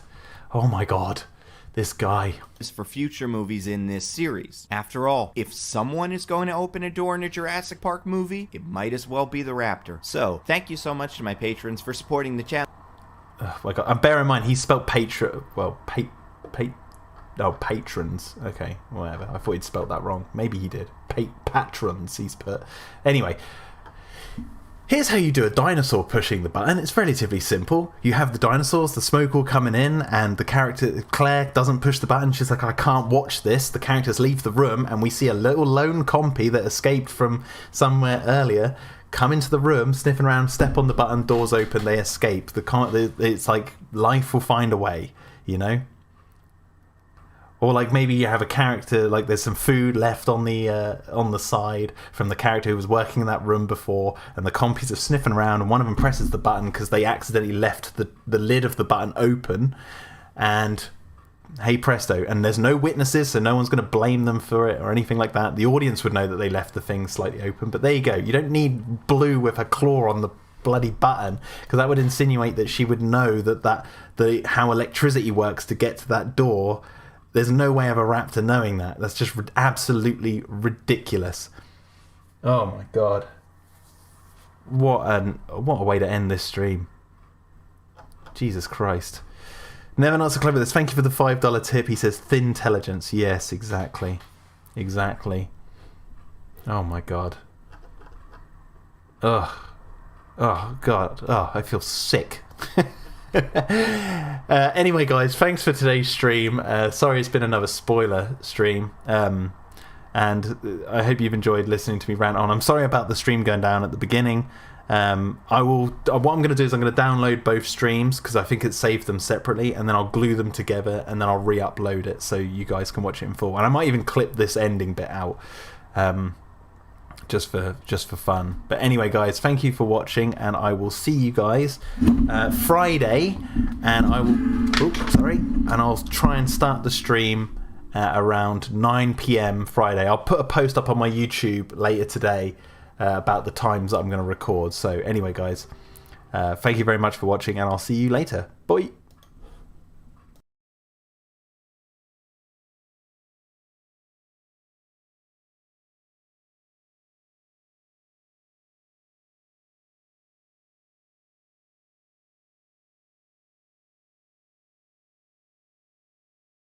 Blue pressing the button with her finger. For God's sake, give me a break.